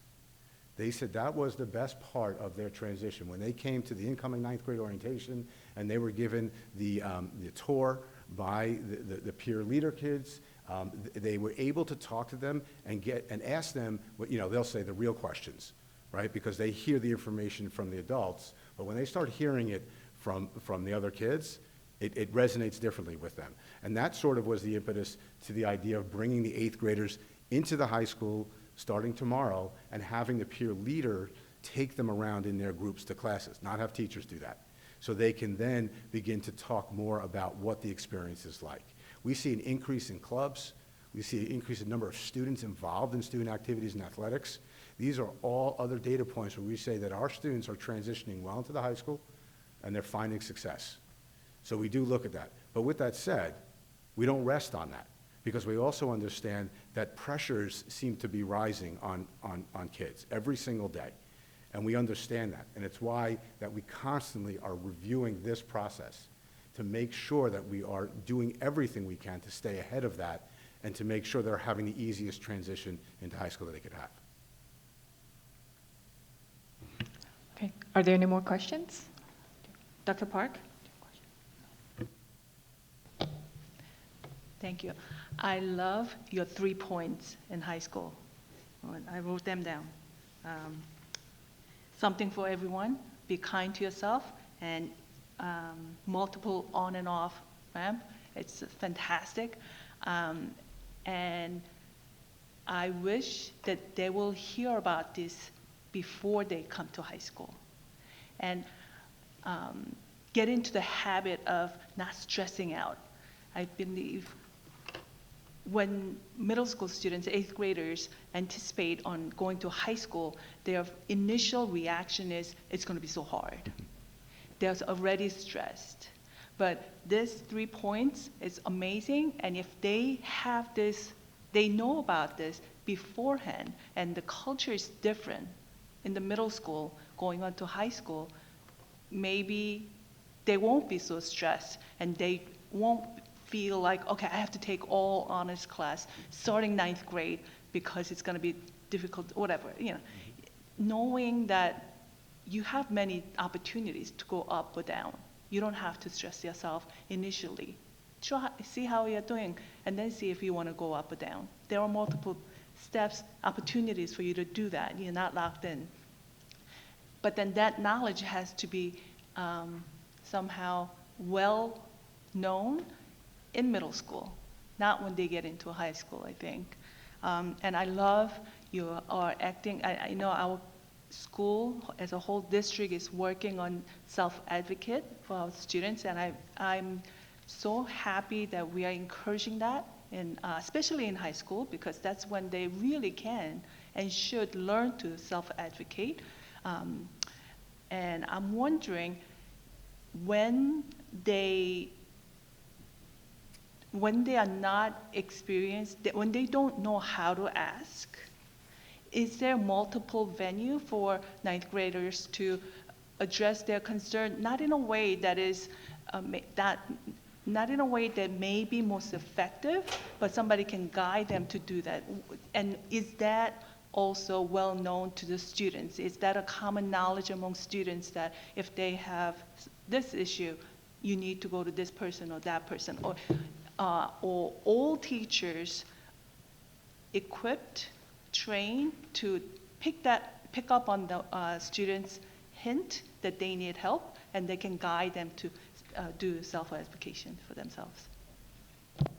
Okay, so I would love to take credit for the 3 points, but the 3 points really has something that's developed in both the middle and the high schools over the last few years. And I have to say that Chris Ruffini does a tremendous job when he hosts the articulation meeting, and he focuses on those 3 points with the 8th grade guidance counselors, and they use that language. So the language is being used in the 8th grade, but I do hear you. We could always market that language, you know, more and get that out there. But just so you're aware, it is already in the 8th grade. The same piece with the self-advocacy. A lot of the middle school curriculum and programming is about, at that age, is about teaching the middle schoolers how to self-advocate for themselves, become more self-aware, and who do you go to. In terms of where we are in, do the teachers understand how to help those students that don't necessarily yet know how to self-advocate? And I would say the answer to that is yes. We do an annual training to make sure that teachers are reminded on what is the MTSS process, you know, and how do you access the professionals in the building to get to that process? How do you help guide students to the proper professionals in the building should they need to know who to go to? So that is an annual training that goes on in the building. Every building with their assistant principals primarily who are managing all the student affairs are constantly a presence in the hallways, as you know. They're creating relationships with the kids, and they become the school-wide presence, you know, to help that. And that's wonderful support, because then that winds up where a teacher says, you know, sees an administrator in the hallway and says, oh, Mrs. Steinberg, I was going to come see you about, you know, my student here, but now that I got you, I just want to run something by you. And that's when a lot of times the process, oh, okay, so tell me more, and then we start to pull people into conversations along that way. So there is training that happens annually, on an annual basis, so that teachers are reminded and also refreshed on the processes that we have in place. We have an MTSS district-wide committee that meets, so we're constantly reviewing the MTSS process and updating that process to make sure that that's up to date and that we're not missing anything there either.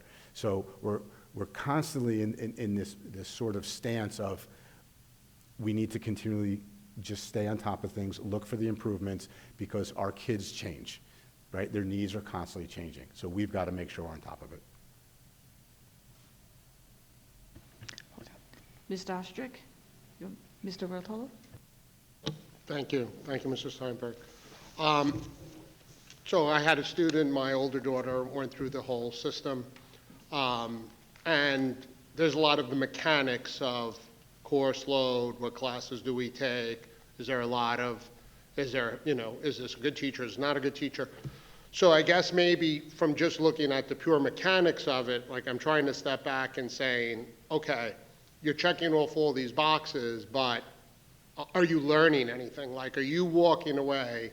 Like, if you asked, I remember asking one of the kids, I was like, oh, have you read any books? And they're like, no, we don't have time to read books. We have to just get through all the course load. So I'm kind of taking a step back, and the 30,000 feet is to say, hey, are you taking a class that you enjoy and that you're going to actually learn something? Great, you checked off all these boxes. But are we going back to kind of saying, hey, you know what, achievement at school is not just because you took 5 APs. Achievement at school can be many things. So I heard an example recently where they had a project at school where they had a group of kids, just like you would do either in college or at work, which is not like, Dave, how did you do on the test? And they'd say, well, that's not how it works at work. It works that we all collaborate, we all work together. So they had a project where they had 5 students, and they had to write an essay for the Roman Empire. But the other thing they had to do was they actually had to build a physical model. So all of the kids had to kind of figure out, one, how to work together. And maybe, yeah, you're the best reader. Maybe you could do Mathefesses, but you have those other skills where you have tactile skills, you could build stuff, you could work in a group, all of these other skills that you need to do in the real world. But then also now we have to take into consideration that the kids are just going to look stuff up on ChatGPT and use artificial intelligence. So now are we then saying, look, it's okay, you're not cheating, this is a way you can utilize your skills quicker, and kind of use all these other tools out there. So I know those are just my thoughts, because at the end of the day, you want kids that are curious, that want to learn, that are nice, that are going to be able to work with others. That's how you're going to succeed, and then understand these other tools. It's wonderful points, and I think we're at a point in education where we have a tremendous opportunity. And as you're aware, New York State is talking about, changing graduation measures. We're slowly getting more and more information about what the portrait of a graduate is going to look like in New York State. That's going to provide us some opportunities to be creative in and around not only the program, how we offer it, but how we assess it. And that's exactly what you're talking about. So that we move away potentially from, just this standardized testing that we're doing all the time, and it just becomes, you lose some of the love of learning in that process, where what you're referring to more of this project-based learning is where students really could dig into an interest and a passion, right, and apply their skill to that. And they're being assessed not necessarily on what they know and what they can just regurgitate to us, but they're demonstrating that they have these skills. Right? So we can have a whole nother conversation about the portrait of the graduate and about what those components look like, when we talk about students becoming effective communicators, and what are the attributes and skills that they need to learn to become an effective communicator, which is transferable across all industry, right? And all life, frankly, right? So yeah, I think that's where we are in this conversation, and that's what I'm hearing tonight is this idea about us, trying to see this cultural shift, away from the pressures of let's just take all these honors and APs and to use some of the language that was used, sort of this race to nowhere sort of thing, and let's get to, wait a minute, let's get to teaching, what do we want to see as a graduate of Syosset High School, and what is that human being, what are they able to do? What is their skill set? What kind of human beings are we graduating? Right, as opposed to, what kind of, just solely what kind of college did they go to. And that's as important as well, but begin to have that conversation. And I think we have that opportunity ahead of us, as the state, begins to give us more information about the graduation measures. I had spoken to recently someone like a hiring manager, and I asked him, I said, well, what do you look for, when kids come out of college? And he said, honestly, he's like, we have kids that have great, have great GPAs, went to great schools, but he goes, but they're not work ready. And we're looking for hardcore skills now. So, kids will walk in and say, well, look, I did all the things that you asked me to. I got a high GPA. I did an internship. I did all these things. And then the companies are like, well, we don't need that. We want. So, we kind of have to reverse engineer because everything is changing so quickly. Yeah, and that's the work ahead of us. And we're going to dig into that work for sure. Thank you. Yep. All right, thank you. So just questions? Anyone questions? Okay, Mr. Ostrich. Dr. Rogers, so based on this presentation, what is, well, a few things. How do you assess our transitions in elementary and also into high school? The same questions I've asked the other presenters, and what is that based on? You have more than one question, or do you want to hit me? Okay. So as with both of them, it's their answers were we use data and we do some anecdotal work. And I use the same 2 data points. So I'm encouraged by the board's discussion because I think what we were trying to do right now this evening was surface a lot of the work that we have been doing as a team and show the arc of that progress. So as we look at kids taking rigorous courses but not finding that they're struggling to the point where they need to drop it, or have we done a better job of supporting them in those courses so that the work is not all falling on the students? We're seeing more success in those courses. That illustrates that we've made some good decisions and changes over time. One anecdotal observation is part of the impetus for starting this process at looking at the 8-9 transition came from my own transition here to Syosset and living the 4 seasons through my first 2 years here before deciding to make some more muscular changes to things that I had found that were typical practices. Syosset was a successful school district when I arrived, and making dramatic changes to successful institutions should be done cautiously. But, and Mr. Steinberg alluded to this, I was surprised to see how narrow the role for the 8th grade parent was in building the 9th grade course selections, almost a non-existent role. Unless a parent had an older sibling and knew to be involved in that process, there really wasn't a formal or intentional way of incorporating the parents into that. And what I was learning anecdotally was that often kids would advise one another on how to build those schedules. So a lot of the work in this 8 to 9 transition was trying to empower parents, create formal places for them to work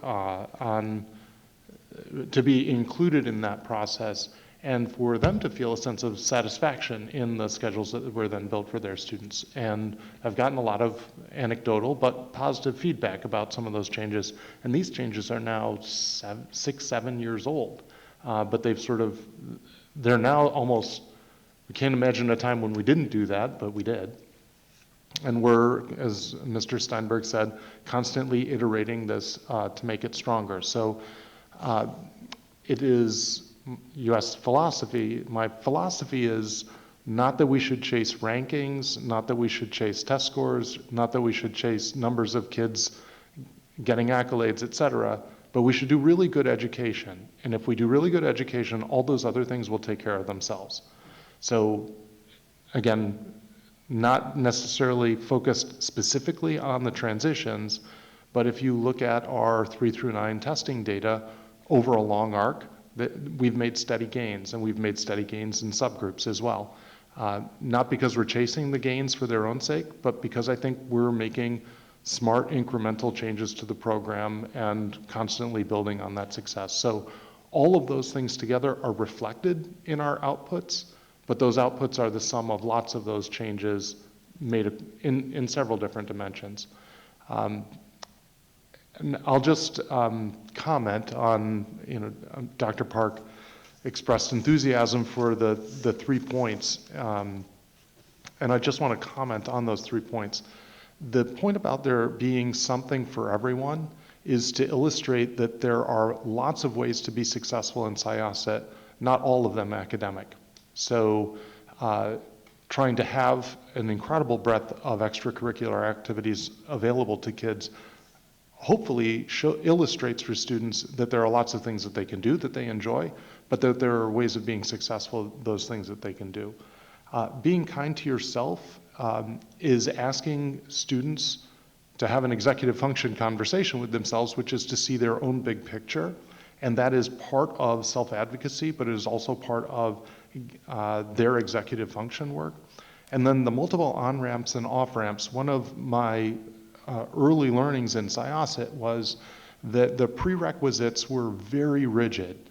And so what that did from an 8th to 9th transition perspective is it meant that if you wanted to take a certain class as a senior, you were left with no choice but to take XYZ class as a 9th grader. So as an 8th grader, you were making decisions based on what you imagined you might not want to foreclose as an opportunity to yourself as a senior, and that was driving your decisions around 9th grade. So we did a lot of work, again, this is all pre-pandemic work, on this on-ramp, off-ramp idea, and it required a lot of surgery on prerequisites in order to make it possible to have on-ramps. Easy to have off-ramps for more rigorous coursework, much more challenging, as Mr. Steinberg alluded to have on-ramps into more challenging coursework, particularly later in high school. But we wanted to make that a possibility so it would take some of the pressure off of the 9th grade transition. So each of those things was strategic. And then just last, a comment on Mr. Rotolo's observation about project-based learning. And the best learning is the learning that is retained. And a lot of how the state has structured success through the existing and previous graduation requirements has measured success through short-term retention of largely factual knowledge. And I think we're all recognizing that we're moving towards a world where skills are more important than the ability to retain for short-term factual knowledge and then produce that factual knowledge in some sort of an assessment. So we've been making lots of transitions K through 12 at identifying places where we can have cross-curricular work, transdisciplinary work, and work that students perform in groups and in project-based learning, because we believe that the learning is better retained and it develops more skills, and the future will prioritize less the regurgitation of specific factual knowledge. So that's a long answer to a question about how do you assess the success of the 8 to 9 transition, but to me, I can't tease out that one thing from all these other initiatives because I think they're all interdigitated and part of a whole. So I'm going to agree with you in the sense that over the long arc of what we're trying to accomplish, that makes sense. However, what I'm trying to get from you is this is a presentation for us to make an assessment about whether or not we're going in the right direction or the wrong direction. What do I come to understand from this presentation in terms of information that helps us set strategic direction or goals or information or priorities or anything that tells me whether or not we're going in the right or the wrong direction? I mean, I think we're going in the right direction, right? I hope we are. It sounds like we are. But I don't have any data that tells me that the 8th to 9th transition is being effectively executed here. I think it is. I don't know. You must think it is. Can you give me some thing that I can use to help make recommendations for you, right? That's our role. So this is actually something that is not looking for direction, but responding to direction the board has already given to us. So the goal of reducing the number of students who drop from honors classes has been a longstanding goal of the board for at least 6-7 years. And in trying to achieve that goal, a lot of these other needs have been uncovered. The need about how the 8th to 9th transition works, better understanding the role of prerequisites and how it drives the schedules, better understanding what supports are in place for students who are taking challenging coursework. Extra help is for everybody. You can have support while you're taking rigorous courses in order to be more successful. So the one thing that we've observed is that we could do a better job with the 8th to 9th transition. You ask, is it better? I think it's a lot better now than it was 4 or 5 years ago. And I think after the changes that we've made this year, it will be better still. And I think from the vantage point of reflecting on this year's changes, we'll probably have ideas for additional changes that we'll want to implement in the coming years. But I would not say that we're at the beginning of this process. I would say I'm reporting to you on a process that has been underway for a while and is continuing to iterate. I haven't seen any of the iterations that we've made so far that I want to retreat from because they have failed to achieve what we hypothesized they would accomplish. In fact, I think they've all achieved what we thought they would do. And so we're going to evaluate the 4 or 5 changes that Mr. Steinberg referred to in this presentation. They're about to be underway starting tomorrow. And we'll report back to you again and say, we hear you, board. You want us to do thoughtful work with these transitions. You want us to do thoughtful work so that students can maximize their potential without burning themselves out at the same time. We hear you on that. Here's what we're doing about it. And so I think I've been given a lot of direction from the board. This is reporting back on how we're translating that direction from the board into actual changes in practice in the district. Okay. Ms. Abramson? I'm sorry, I know it's been a long conversation, but there are just 2 concerns I wanted to bring up before we're done. The drop rate of classes, my concern is, while it looks like it's plateauing, I think a factor in that, and that should be considered, is that kids don't drop classes because there's not room always to drop a class without rearranging your entire schedule, or there's no room to drop the class at all. And so they end up staying in the class, and it requires extra help on the part of the parents and tutors and all these other things, and they end up staying there. So I just would like that's definitely at play. I've heard it a few times because they don't want to move their whole schedule around. They end up staying in the honors, the AP, whatever it is, and overcompensating for it. The other concern I had was about the on-ramp, off-ramp, and you talked about prereqs. And I think you were talking about core classes, but my concern is kids are still going to pick classes like different for the pathways. I'm sorry, I'm not speaking English. In terms of the pathways, because we have now started looking at these pathways as the way to go, instead of dipping your toe in a million different things and trying photography and trying tech and trying engineering and business, they're setting their path in 9th grade to take all the electives to get the pathways and the micro things. And that's my concern also, because it feels very college and high school.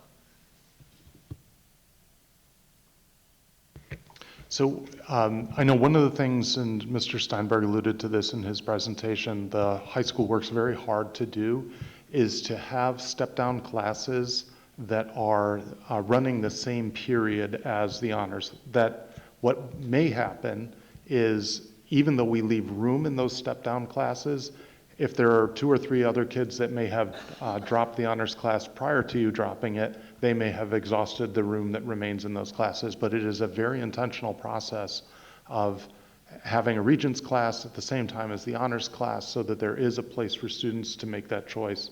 But the later it is in the year, the more challenging that becomes.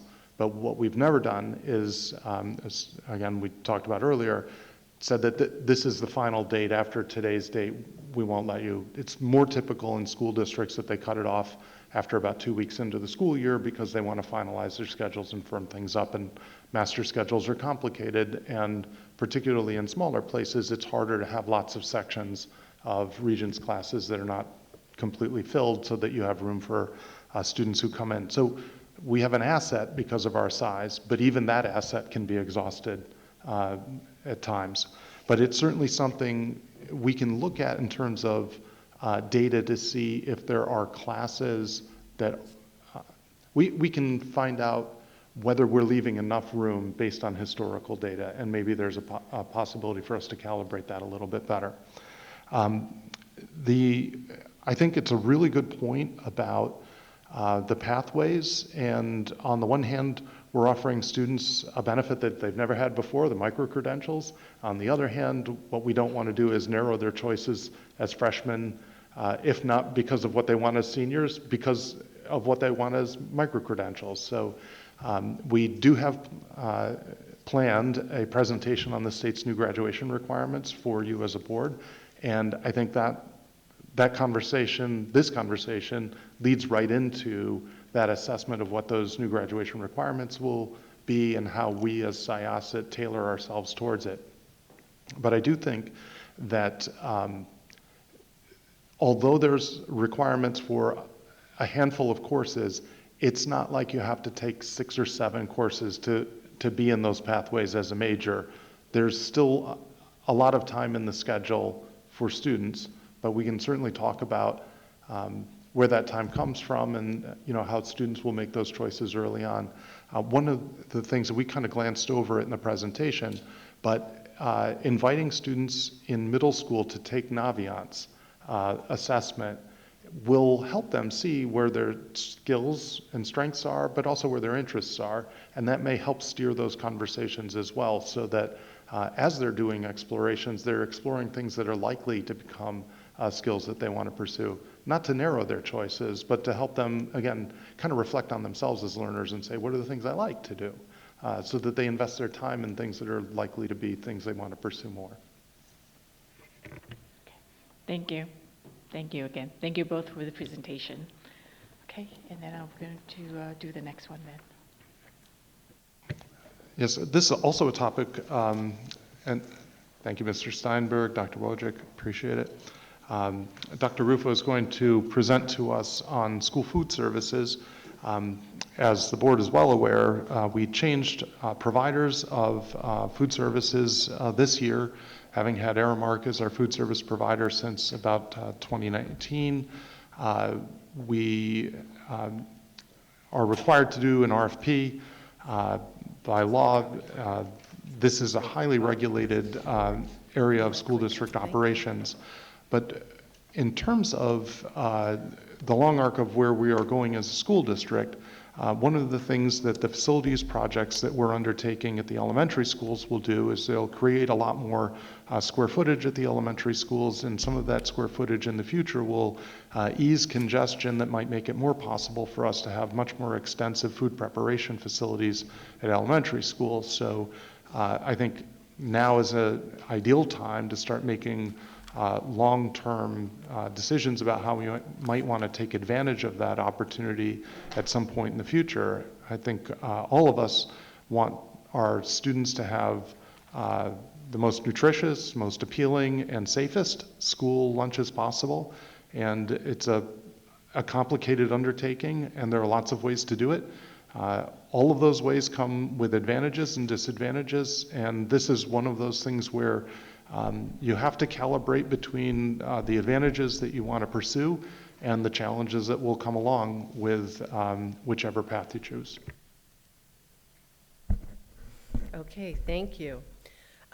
Before I get into any of the details of the options that are available to us, I just wanted to clarify the governance, because I think it helps to explain some of the program structure and really some of the challenges that we face. So we are, our district, all of our schools are part of the National School Lunch Program, and that's a federal program, and it's administered by the U.S. Department of Agriculture. And so they set most of the rules for the program. And then we have New York State Education Department's, the Child Nutrition Unit, and they're the agency that we interact with that administers the federal program in New York. So they set the rules for us, and we deal with them on compliance issues and a variety of issues.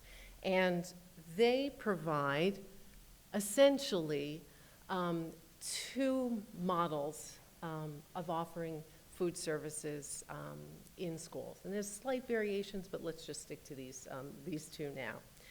The first, which is on the left, is the Food Service Management Company, and that's kind of the model we have right now in Syosset. And that involves a company that manages all aspects of the program for you. And similar to all other service providers that districts use, we have to purchase those through a bidding process. And even more complicated and regulated is we have to use New York State's template for bids. And that bid prescribes almost all aspects of the program. And we are able to modify it, and we certainly do. We modify it essentially to improve the quality of food that we have. We specify the types of ground beef. We specify that we don't want fillers. We specify the type of chicken, the grade of cheese, the type of fruit, how often per week. So we get very detailed. And then when you make those adjustments or modifications to the contract, it goes to New York State, and then they have to approve it again. And then we go out to bid, and then the award goes to the lowest bidder. And on Long Island, there are essentially two bidders, two main that have been around for a long time, Aramark and Whitson's, and they've both been in the district. And in Nassau County, about 29 districts use this food service management company model. And if I would have to say the overarching advantage would be that you're contracting with a company in those two cases that has national experience and expertise in the provision of food services. If we go to the self-operated side, that involves the school district managing in-house all of the aspects of the program. And that would be recruiting. Our HR department would do all the hiring, the training, all the supervision, procurement, meal planning, all of it. And districts that are self-operated typically hire a food service director to manage all of those aspects of the program. And there are now 24 districts in Nassau County that have in-house programs. And if we wanted to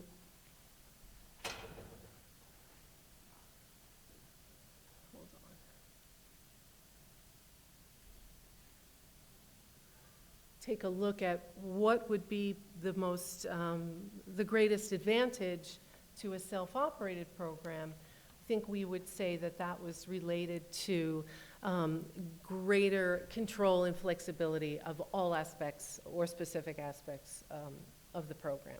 So to try to get a sense of the variety and the quality of the food, which is clearly one of the most important factors in a food service program, we took a look at about 53 school districts in Nassau County that post their menus online to try to get a sense of a window into the variety and the quality that they offer.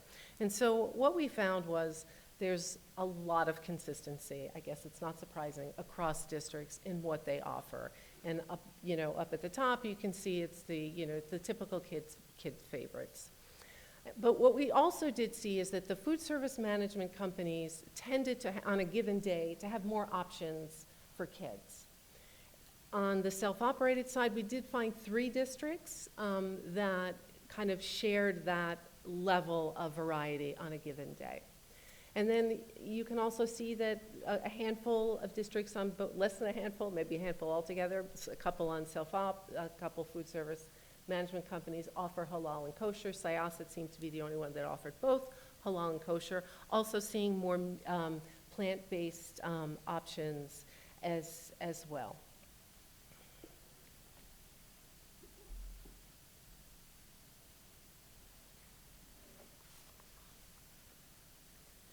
There are some, I would say, structural and organizational aspects that do differentiate and may impact the quality of food in the schools. And I think that both food service management companies and self-operated, they want to provide meals that meet the needs of kids, that are that are nutritional. And the difference here, as I said before, seems to be the more control that a self-operated program has. And I have the example of acai bowls to kind of demonstrate the difference, which a couple of years ago, they became very, very popular. And through a meeting with the kids, they said, oh, can't we have acai bowls? So we met with the contractor at the time, and they could do it, but couldn't make it as part of a lunch, which is what we wanted it to be, so that all kids could participate. So we were able to write it into the next bid specs. Now, had we been in a self-operated, we might have been able to introduce that more quickly. So it enables you to be a little bit more flexible, a little bit more responsive.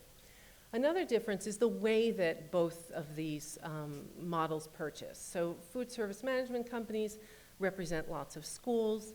They purchase from national networks for their network of schools. So they have access to broad menus, menu items, and probably achieve economies of scale.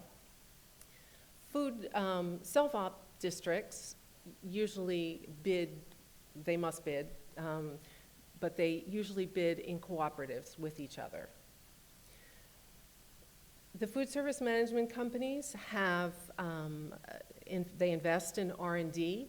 They have incentives for continuous improvement. They want to drive sales and profit, and so that's good in terms of they're looking for new products to bring. But you also have to be careful that, profit maximization doesn't come at the expense of providing nutritious meals for kids. Self-op districts have less of the profit pressure, but that's not to say that they too aren't concerned about bottom line, because you need to have a program that is sustainable and financially stable.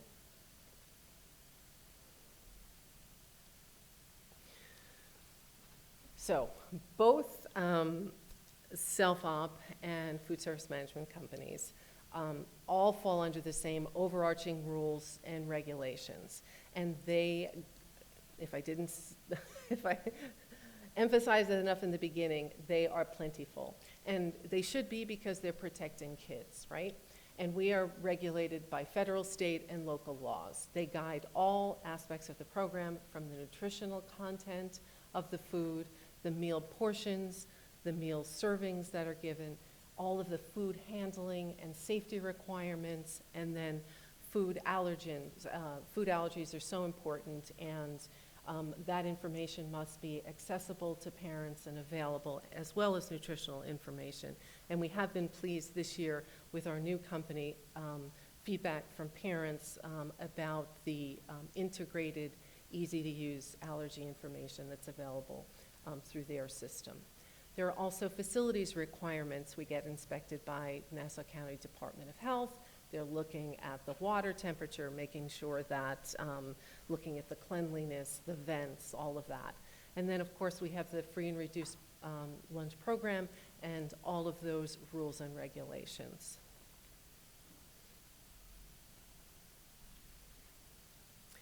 So Syosset, as Dr. Rogers says, Whitson is the current food service management company. They followed Aramark, that was in the district for 5 years. And food service management companies, when they win the bid, it is an annual bid that can be renewed for 5 years, and is typical for districts to renew, assuming things are going well, for a 5-year, and then for 5 years, and then they must go out to bid. We offer a full breakfast and lunch program in all of the secondary schools. As you know, the elementary schools don't have kitchens, so meals are prepared in the high school in HBT kitchens, and then they are satellited to the elementary schools. And we do that through a variety of the hot and cold Cambros, where the food is loaded, and then it goes into delivery trucks, and then the trucks go into the warming and the cooling stations at the elementary schools. And that does limit, the satellite program limits a bit the types of things that can successfully transport or transport well without diminishing in quality. But certain things that the kids like grilled cheese, isn't ideal. Melty products are not ideal, so we were very pleased last year to be able to install the countertop pizza ovens in all of the elementary schools. So at least on Fridays, there's cooking in the elementary school, assembling the pizzas, so they get better quality pizzas starting last year. And as Dr. Rogers said, the capital work in the elementary schools that's underway could expand kitchens and the on-site meal prep opportunities for the future. Labor is, after food, is probably the next key element of a food service program. And the food service industry has been experiencing labor shortages, and that's been happening in both self-op and for food service management companies. And there's many districts are experiencing persistent vacancies as well as high turnover. We have some employees that have been with us for years and have stayed even though management companies have changed and they've been in the district for a while. But when you have a food service management company, they control all aspects of the hiring and the training and the supervision, and the employees work directly for them. They're not subject to the civil service rules, so they have greater flexibility in employment actions. The self-operated, typically, they hire, the HR department hires all aspects of the hiring and the training, and the employees work directly for the district. They're going to be subject to the civil service rules and potentially collective bargaining agreements, and that could prolong employment actions and typically make it more expensive. Oops. We also just did a comparison of the meal prices and found that overall meal prices were higher in the self-operated districts, and again, that likely related to the higher labor costs and perhaps the food costs as well.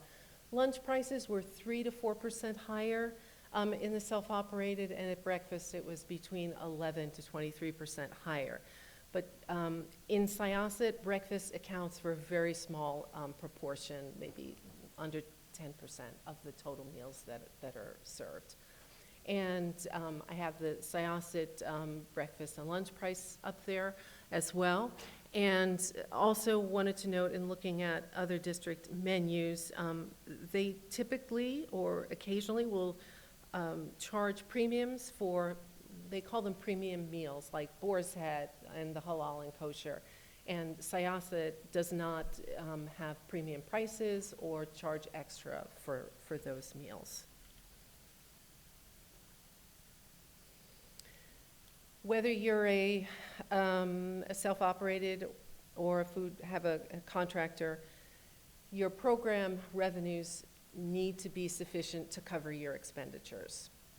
And in addition, there should be some profit left over because you want to be able to have some money left over to invest in the program. So that's through fund balance, which is left over that accumulates over time. That's how we were able to buy all of our serving lines for our elementary schools, all the equipment. And then last year, we purchased new serving lines for our middle schools.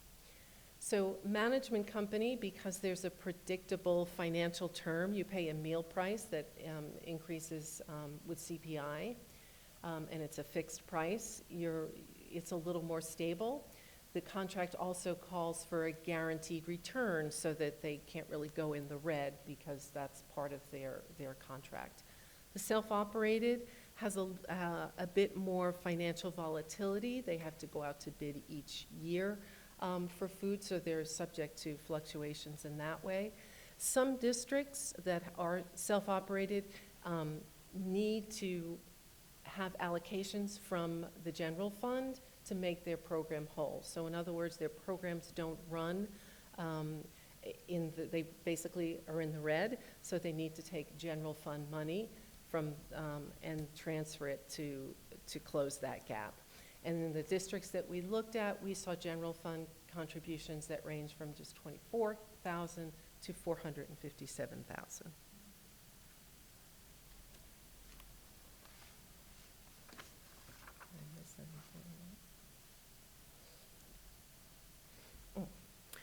We did find a couple of schools, several in Westchester, that are what we are termed off-program, meaning they're not participating in the National School Lunch. So that means they don't have to follow the school lunch rules, but they also don't receive any of the benefits of being in the program, such as reimbursement for meals or government commodities and things like that. So I thought it would just be useful to just show if you can see a menu from one of those schools. And so you can see that they have things that other districts in our menu review didn't have, like sushi, a salmon meal, but you can also see that their prices are significantly more than the $3.15 that Syosset charges. And this is not common, and it's typically not viable for most districts, but I just wanted to make you aware of it.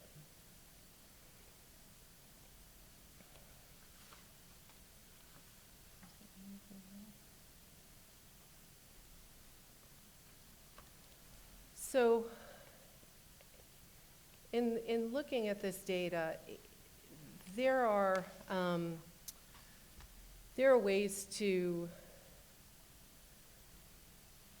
address the food quality, food consistency, and variety with both methods. It really also has to be considered, I would guess I would call them logistical means.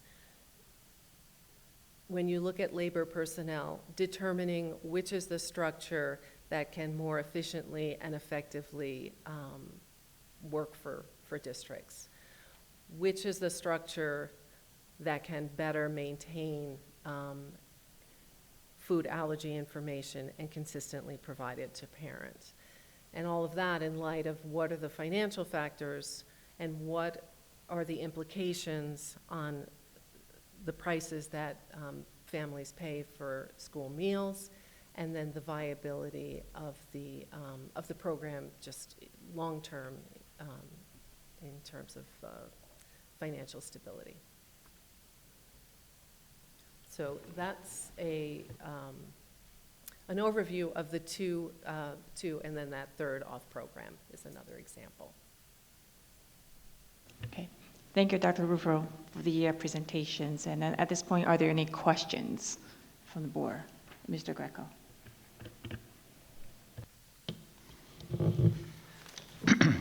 Just a couple of questions. Thank you, Dr. Ruffo. You mentioned there's 24 districts right now that I guess are, what do you call them, self-op. Mm-hmm. Are any of those, do you know, our size? 7,000 or so kids up? Yes. Do you know if any of the self-op schools sort of have a hybrid, or is this an all or nothing? In other words, could we do this at elementary but continue to use a provider for secondary? The prototype contract, I believe, has two areas that would prohibit that. One is a provision against competitive foods. So you wouldn't give a contract to a management company and then have other foods. That's prohibited. The other piece is that any material change to the bid would not be permissible. So in other words, if you're bidding only for secondary schools and you get a provider, you then cannot run your self-op at your elementaries because you'd be bidding to buy food separately. It's a tricky one. My question was actually, do we know if any of the self-op schools run a hybrid? So I'm just curious if schools have done that. I'm not aware of any hybrid models. One of the other things you talked about was food quality, and you had up the chart and it was more about variety, right? And talking about how there's more variety if we use a provider. I'm wondering if what you were alluding to is that if we were self-op, we would have, you could assume, a better or a higher quality of food because we wouldn't be buying through, a provider on these national, bids. We would be able to source local food. I'm not assuming that means it's higher quality, but I think that's what you were getting at. I wouldn't say, I don't know that I would characterize it that way. Let me, local versus national. For example, we currently, our food service management company buys their bagels from Bagel Boss. It's in our spec that, we spec'd out a specific type of bagel, and it's a local bagel. And so there's other bakery products. So when we look at a self-operated district, they have to do bids and go with the lowest bidder as well. So I don't know that, my example, what I was alluding to is flexibility, more so than necessarily the quality. Although you would have, so you can, the control on the quality is in the bid specs. Whether that description is in a bid that you're doing with a cooperative in a self-operated district, as part of a cooperative, you're writing bid specs for the type of chicken that you want. Versus when we work on the bid for the state prototype bid, and we add specifics about the type of chicken that we would want. Is that? No, you've answered my question. Okay. I don't, obviously we're not discussing this tonight, so I just want to just follow up with one other thing, and you brought up the bagel. Not going to name names, but the idea is if we were self-operated, would we be able to bid local businesses to provide food through our self-operated lunch program? Could we put a bid out to all the bagel stores and get 5 bids from local bagel stores and choose one of them?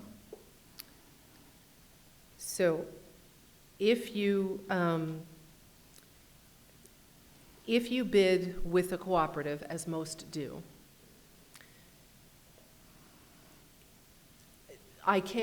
you'd have to agree on the type of items. So then you would not put your Syosset bagel, because if you're bidding with another regional district, they're not going to want necessarily Syosset, a local bagel store.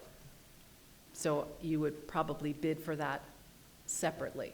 But effectively, we could not use the cooperative bidding process for bagels or pizza or sushi and go that route. Just questions. Yes, I would imagine that you could. I don't know exactly the rules. It seems plausible, but I don't know specifically how the rules of the organization. There's an organization of self-operated districts that do the bid. I don't know if, it would surprise me that it would be an all or nothing, but right now I'd have to say, I don't know, I'd have to get back to you on that. But I suspect. Can I take a little stab at this? Because to put a finer point on what Dr. Rufo is saying, the purpose for doing this would be to improve quality. And who wouldn't want that? No matter whether it's self-operated or done through a food service management company, the trick is defining what quality means. So we can't write a bid spec that says higher quality. What we have to do is we have to write a bid spec that says whole muscle meat chicken, not ground chicken, in the chicken patty. Or we have to specify a certain manufacturer of sliced deli meats by name, or a bagel company by name. If we are the ones that are doing the bid, and we bid for bagels, because it's a bid, by law, we have to accept the lowest responsible bidder. So if a bagel store in New Jersey, of all places, ends up having the cheapest bagel, we will have no choice but to import our bagels across state lines. So I'm saying that tongue in cheek, but the point is, in the bidding process, you are trapped by the lowest bid every time. So whether we when we're bidding out food service management company, they're getting a quality specification that we're trying to describe with words, and then they're able to go source something that matches our words. If we run a bid independently of the food service cooperative or of the management company, we're obligated to take the lowest bidder who shows up through the door. So the trick of improving quality is how you address those supply chains. The advantage of working with the cooperative is that you get some economies of scale that help with price. The disadvantage is you're going to come up with a bid spec that everybody in the cooperative can agree to, and they may not be as concerned about ground chicken versus whole muscle meat chicken.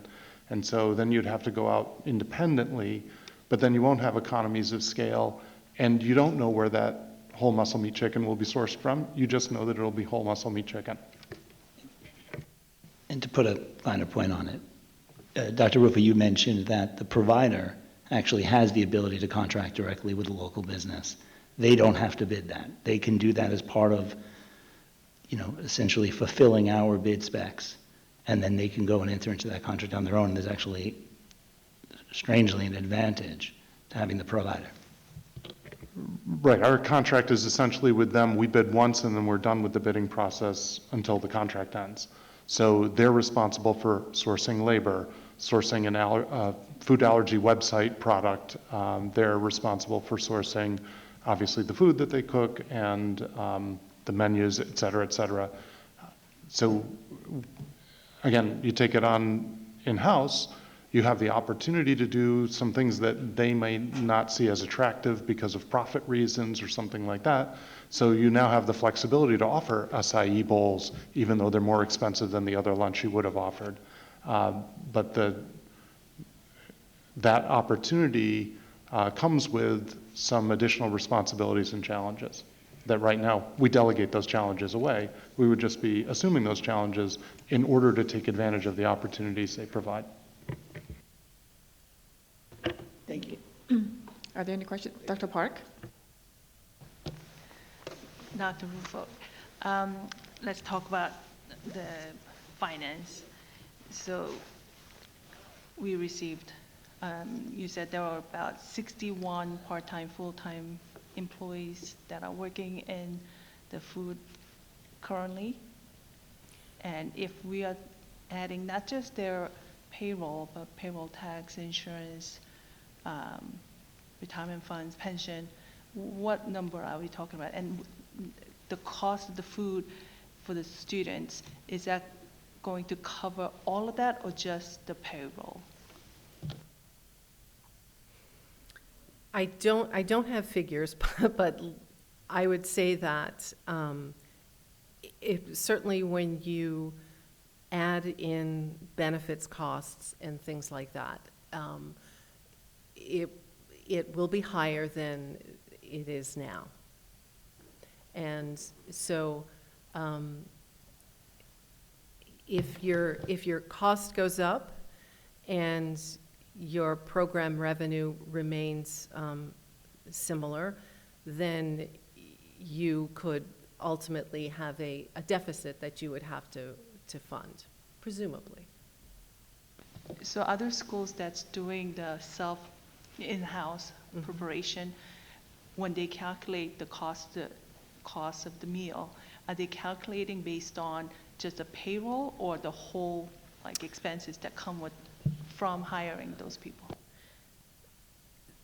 They would calculate it, all program expenses, and they would make estimates of program revenue and program expenses. And for self-operated, the largest costs would, and for food service management companies, are food and labor.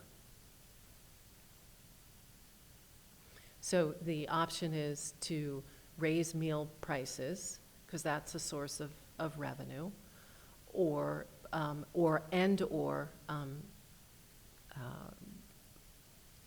do a transfer from fund balance, which would have to be in, part of your budgeting, your general fund budget. And is breakfast a mandatory, is it mandatory to provide breakfast? It is not mandatory to provide breakfast. When you do a survey to determine if you want to offer breakfast, you can. If you prefer not to, you have to first survey parents to determine if there's a need. And if there is a need, I can't recall the percent that say they would participate, then you must offer it. And do you know whether students are happier with self-operating versus food service management? Are they happier with in-house cooking? I don't have data for students on which, which students in districts are happy or not. One of the measures that's used is participation rates, like how many kids are participating. And in speaking, with our consultant and other business officials, it's sort of like between 30 and 50%. 50% is something to shoot for, is a goal. 50% of students, and it would generally be lower at the high school. So it's 50%, meaning 50% of students are buying full meals, what are called reimbursable meals. So if you're looking at the data of what the percentage of students buying lunch at school, comparing food service management versus in-house, which is higher? I don't have that data for all the districts. I used publicly available data. And that's financial information and what's available on their website. Okay, Mr. Rotolo? Thank you, Dr. Ruffo. I know you've been doing this for a long time. I have a bunch of questions and a bunch of comments. So I've went through the whole district. I've served lunch, I've brought lunch, I've brought it to middle school, I've brought it to high school. At the elementary schools, middle schools, and high school, do you have any idea what percentage of students are buying lunch or not bringing lunch? I think most of the elementaries are 50, and this was just recently that I looked at it, and a couple are in the higher 40s, if my recollection, and the high school, and the middle schools as well, and I think the high school is lower, again, which is typical. Okay, then I guess, and I've been saying this since I got on the board, was, we're trying to teach mind, body, soul, so we're not just here to have you be intellectually smarter, but also, as you know, obesity has went up continuously. That's where we have Ozempic, and our health care costs are probably going up because of that. So you brought up Boar's Head. They had breakout of listeria. So, and I see the foods that are on here, pizza. I went to elementary school. I love pizza too. But in either scenario, what can we get that's healthier foods that kids are going to eat? I served lunch. I watched tons of food getting thrown out. So those were kind of like my concerns. I'm not tied to either one, but how do we get healthier foods that kids are going to eat? I remember another issue too was, again, we were talking about this before, was kids didn't have time to eat. They didn't have lunch. Some classes you could eat, some classes you couldn't eat. So then your kid would come home and you'd say, well, why do you have a headache? Well, I couldn't eat all day. Well, what do you mean you couldn't eat all day? Could you have, no, we're not allowed. So I don't know if any of those rules, especially at the high school, can be lax, so, kids can eat, and everybody has different dietary restrictions. People don't eat meat, people want salads. So I look at this as how can we improve the actual, not the food quality, or healthier foods that kids are actually going to eat, the ability for them to have time to eat. I know with the app too, I know at one point that we had an app, at the elementary school, I'm going to have this many kids are going to have a bagel and cream cheese, this many kids are going to have pizza. I don't know if we still do that or through our food service manager, if they still provide that. I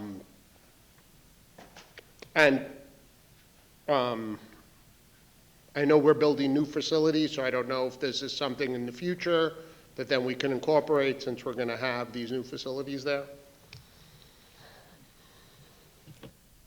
Okay, I will try to do from memory your questions.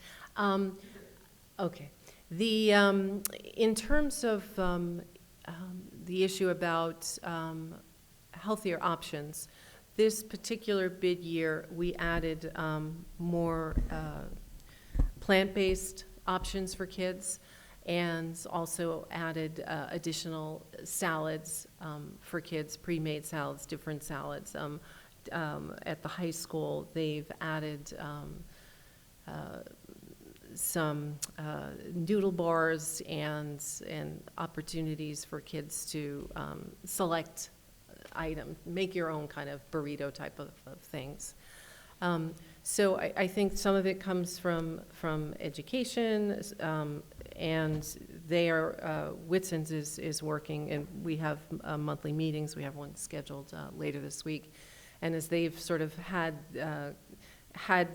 what I call like the transition period, we're going to start having more discussions about engaging students in because that's part of it too, listening to what they want, and also having it prepared in ways that they want.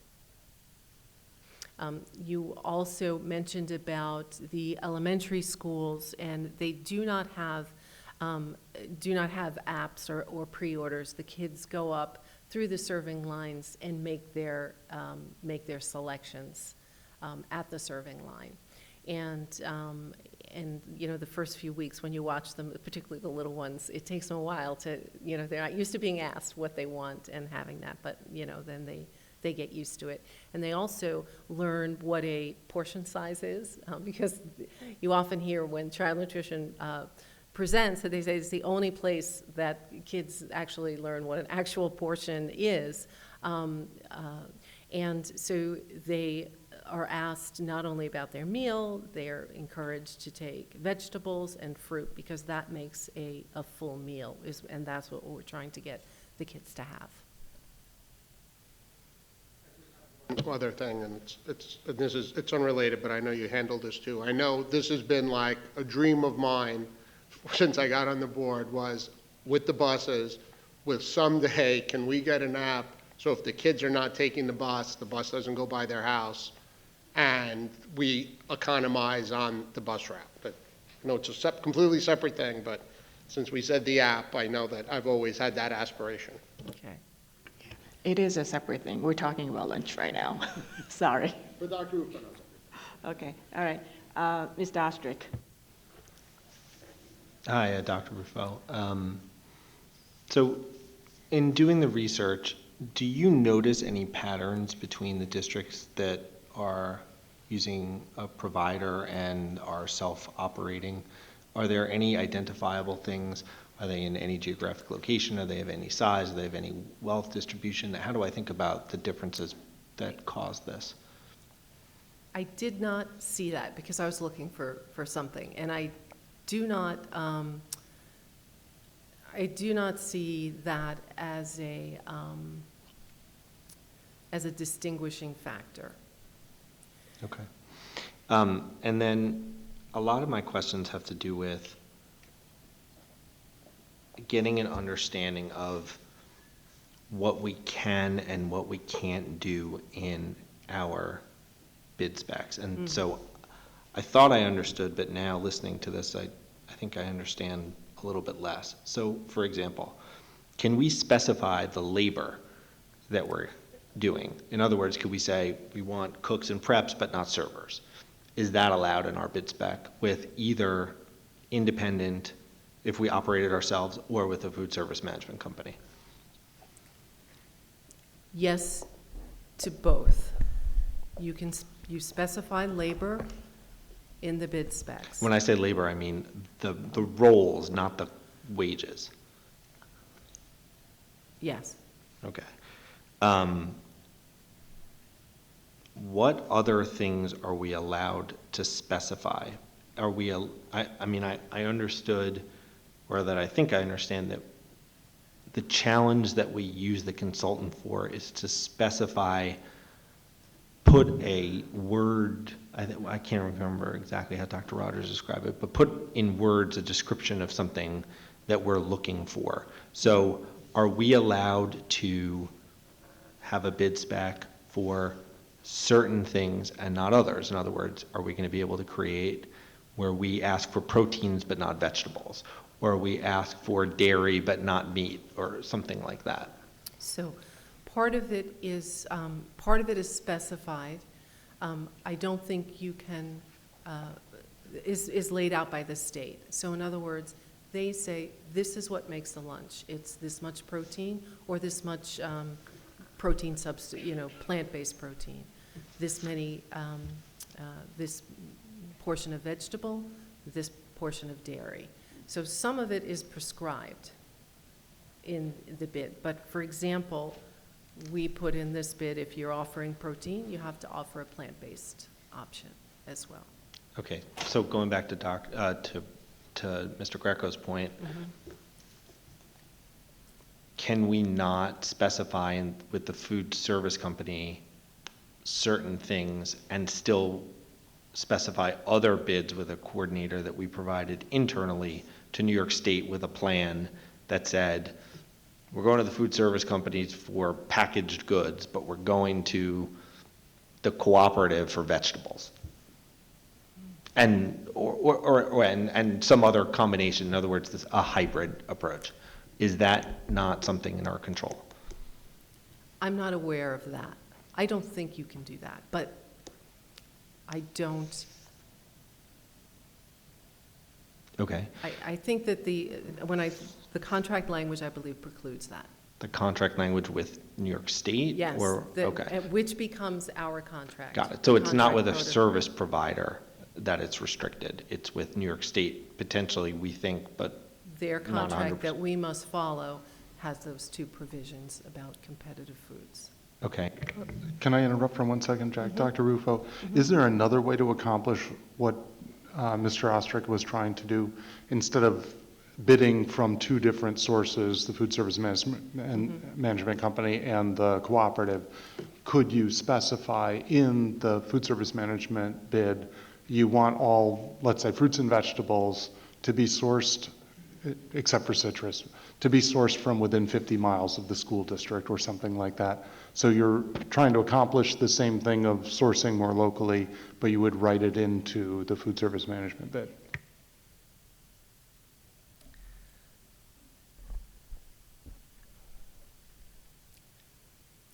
I think when you're talking about, I don't know, that would be something that I would have to reach out to Child Nutrition and ask that question. Because when you are saying we're sourcing it locally, I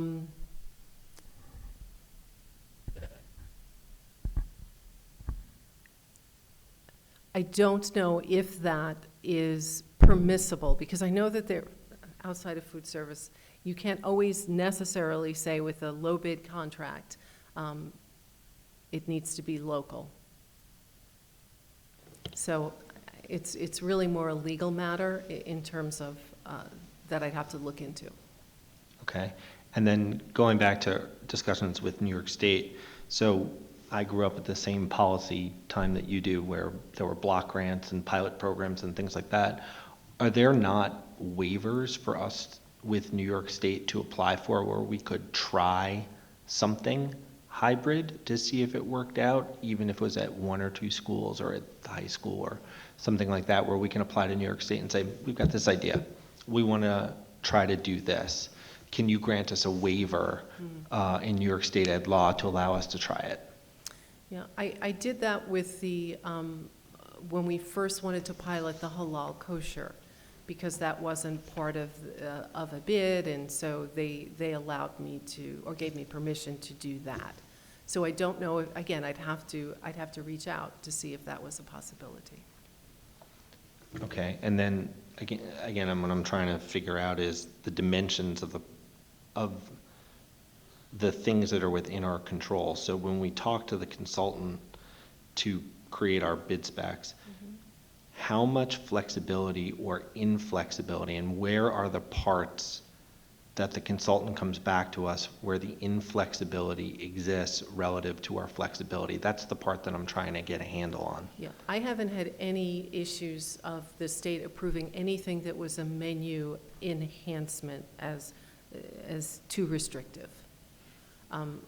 These other suggestions that you're making with are more legal in terms of the contract and a pilot. But in terms of food quality, in terms of labor, those are specifications in the bid that you could modify and they would just have to approve. Right, and then frequently, I think I understand that we run into trouble with insurance when it comes to providing food or allergy or whatever reasons that we can or can't provide things ourselves, or where maybe our contracts don't allow us to bring in outside food except for maybe special events. But I keep coming back to this idea about the labor, and if labor is such a difficult friction point, and we can specify that we would have labor that was prep and cooking but not serving, maybe there's an opportunity for us to source our own local volunteer labor force that could become volunteer district employees that could do our serving to cut down on our labor costs.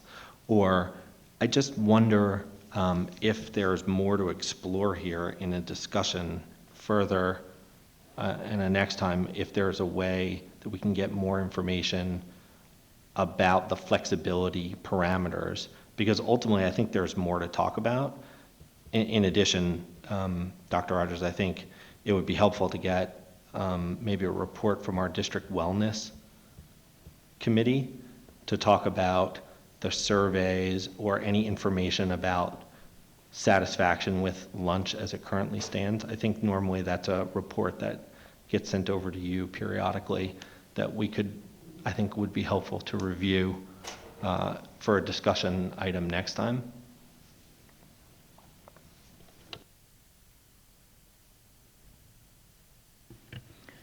Okay, Dr. Rogers, we have a lot of information. The board has provided a lot of productive discussion and out of that. And then in regards to the lunch program, we could come back at a later time when the data is, when all the information is collected, and then we can entertain this at a later time.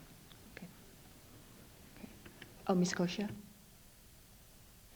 If we're going to come back to this, would you be able to just give us a number roughly on, I don't know if you can call other districts, if they would give you the number, a district roughly our size, self-operated in-house, roughly what does it cost? Because we know what a contract costs with a food management service, but I'd just like to see, I think we need to see what the difference is monetarily, if it's astronomical, because even something else to consider besides that, if you're able to get just a couple of numbers for us to see if it, where we're at. But also when we toured the district, when we were looking at facilities, we have so many schools that are, especially elementary schools, that are so small.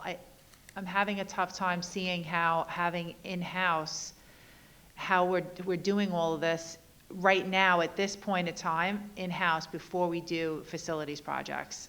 I think after facilities projects and the schools have more space, might be more viable because we'll be able to fit, more people working, or a kitchen, like a working kitchen. But just, something to think about for the next, when we talk about it.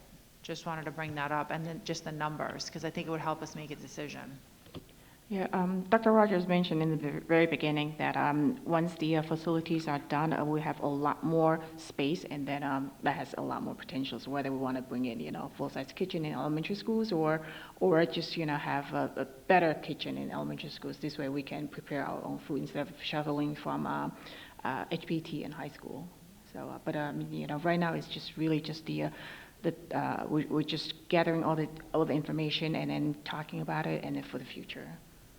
Okay. I don't, that's not the sense I'm getting. Okay. Yeah, so we are going to have a, further discussion about it. We're not making, yeah.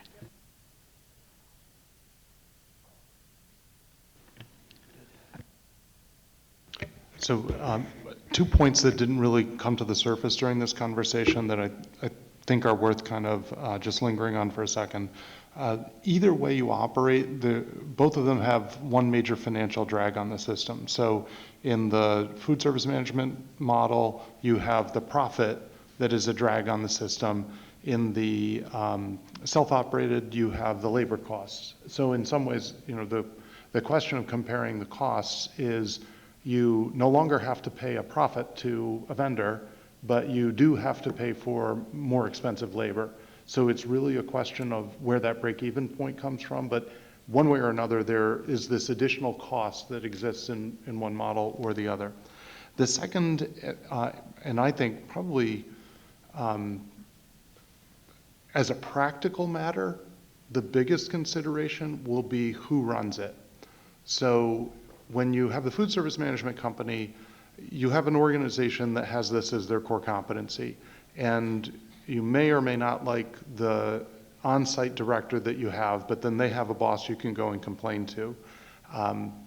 If you hire your own food service director and you're not happy with them, the person you complain to is yourself. So we've had good experience with food service directors, but my own observation is every time we get somebody that we think is really competent that we like, they get promoted out of Syosset to somewhere else in the company. So I would say with the food service management company, we can be consistently above average, but every time we start to approach exceptional, the person disappears. So what we've not experienced is well below average. So you kind of have, you're assured of getting decent management at a minimum. So with a self-operated, you have to hire from the civil service list, and the civil service list only gives you 3 choices.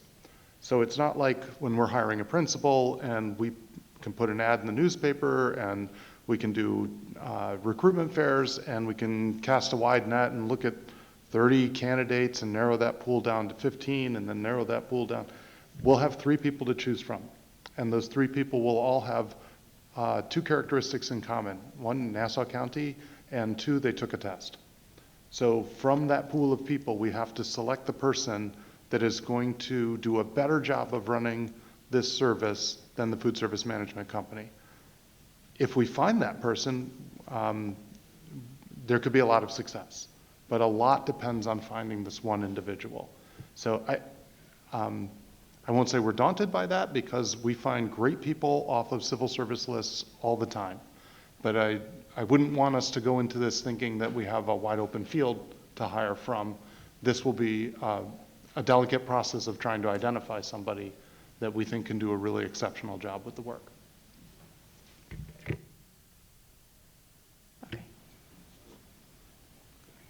Dr. Park? So I'm kind of wondering, is there benefit of going self-operated in-house at this point? And if we are still going to talk about at a later time, one information I would like to have is there are regulations and guidelines that you described and we received, and how challenging is it to comply with all those requirements, and what are the potential fines or penalties if unintentionally we violate them, and could those violations create significant challenges, and what level of impact will they have in providing lunch on a daily basis? Okay, thank you, Dr. Park. Okay. Okay, all right. Thank you, Dr. Rupo, for your presentation. Okay, thank you.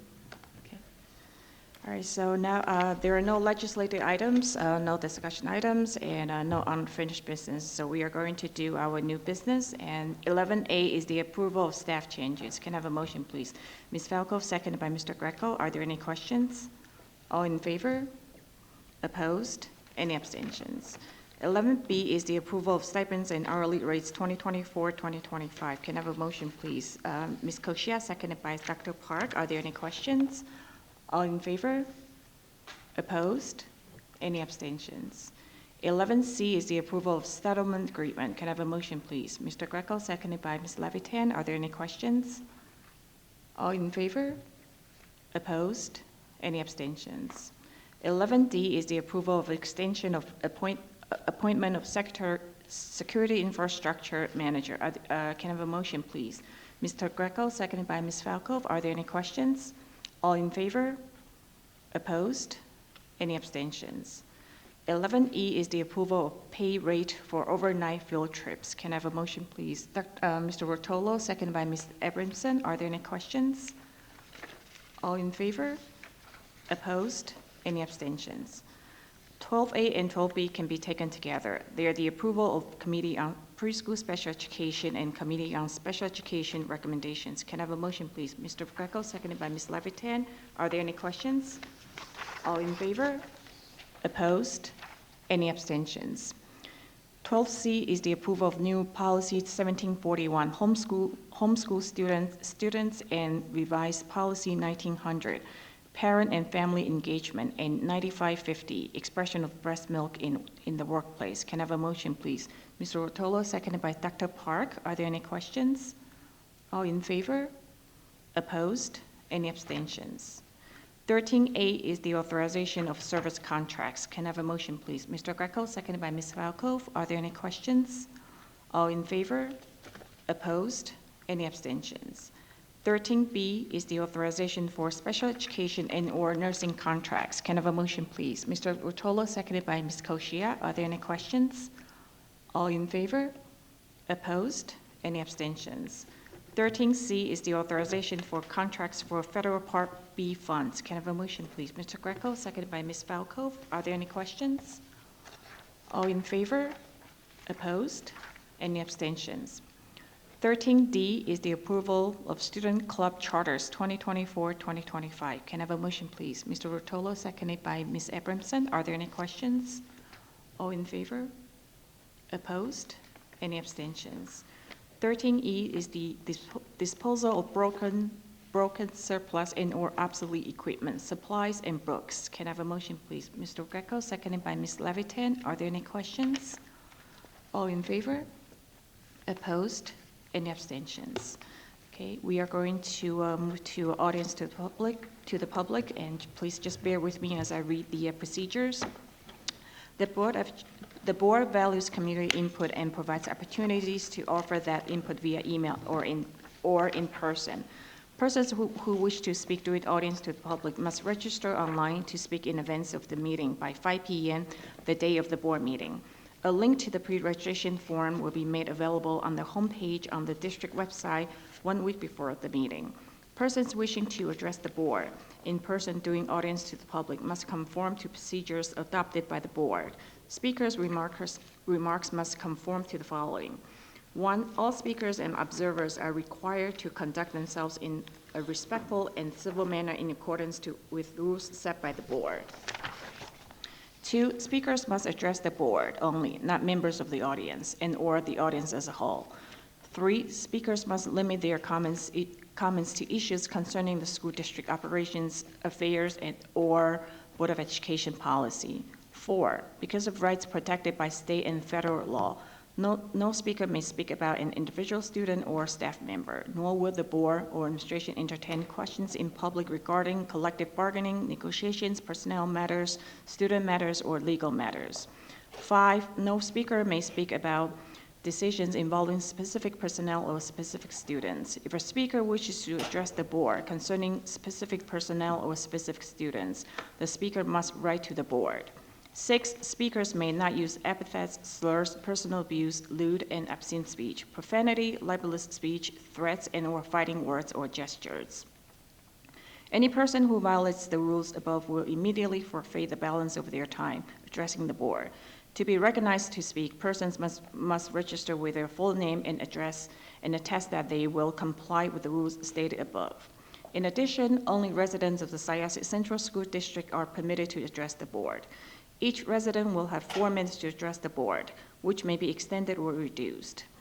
The board will not permit polling of the board members by speakers. After every resident wishing to speak have had an opportunity to do so, the board and administration may respond to residents' questions or comments. No residents will be permitted to address the board more than once per meeting, and no one may record another member of the board of the public in a manner that's disruptive or confrontational. And with that, the first speaker will be Tanya Getz.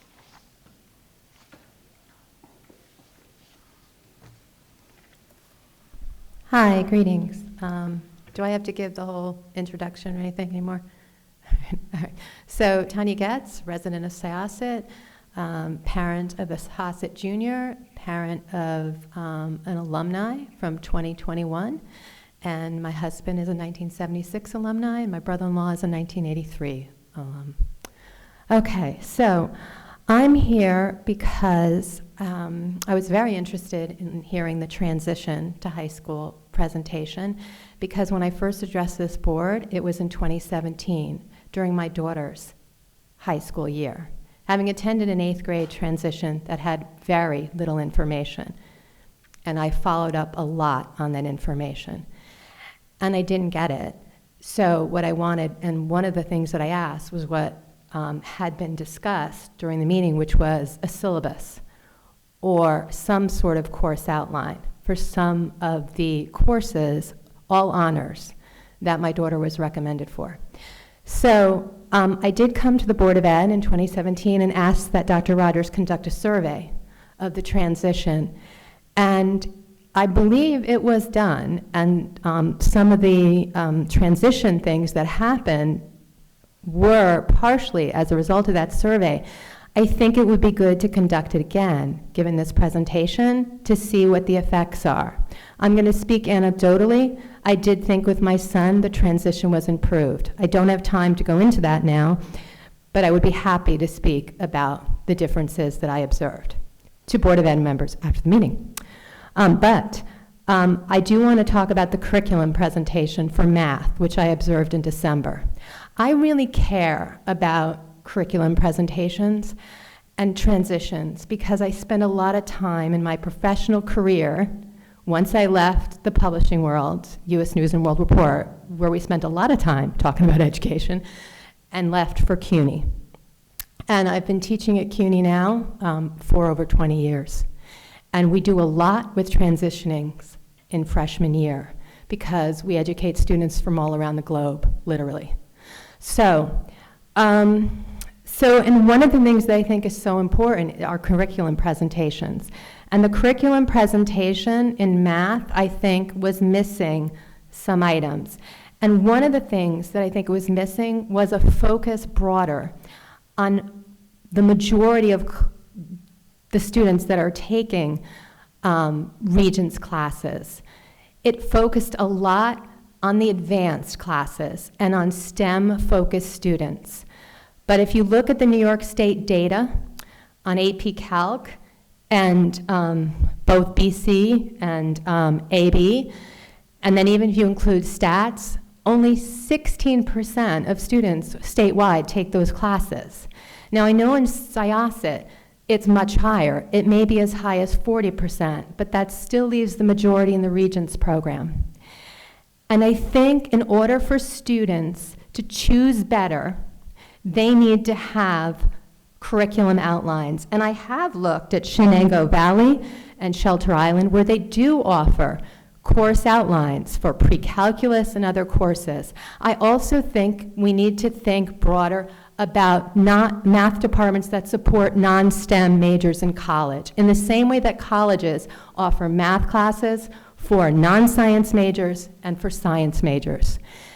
SUNY Stony Brook has a Foundations in Pre-Calc course.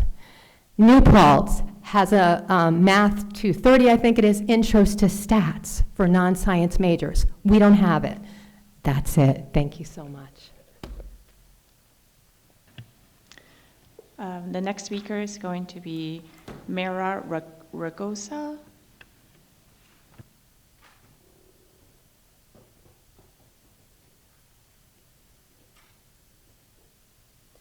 Yes, that's correct. Good evening, everyone. This is Myra Ragosa. I would like to thank the board and also the parents that are here for opening the floor so we can collaborate. As a brief introduction, I have been part of the Syosset community along with my family since 2008. We have 2 daughters that are a freshman and junior in Syosset High School and are part of the track and field athletic program. And what I'd like to bring forward falls under the athletic department, and specific to track and field, I'd like to talk to you about the budget allocation specific for transportation. Now, with that said, there has been different understandings of the transportation funding, and so I decided to make some time and look at the budget report to understand better how it's broken out and specific to contracted transportation. There is the budget presentation report that includes a general fund category labeled budget account title 5540, which is the contract transportation, allocating it for athletic trips.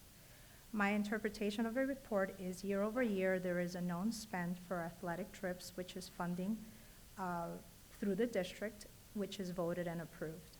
However, cross-country, winter track, spring track, athletes are being asked to fund the rental of coach buses for season trips. It doesn't make sense as these season trips are not new to the district. Your track athletes take 1 trip per season and have been doing so for 2 decades. Before I ask my questions, I would like to highlight your athletes' accomplishments.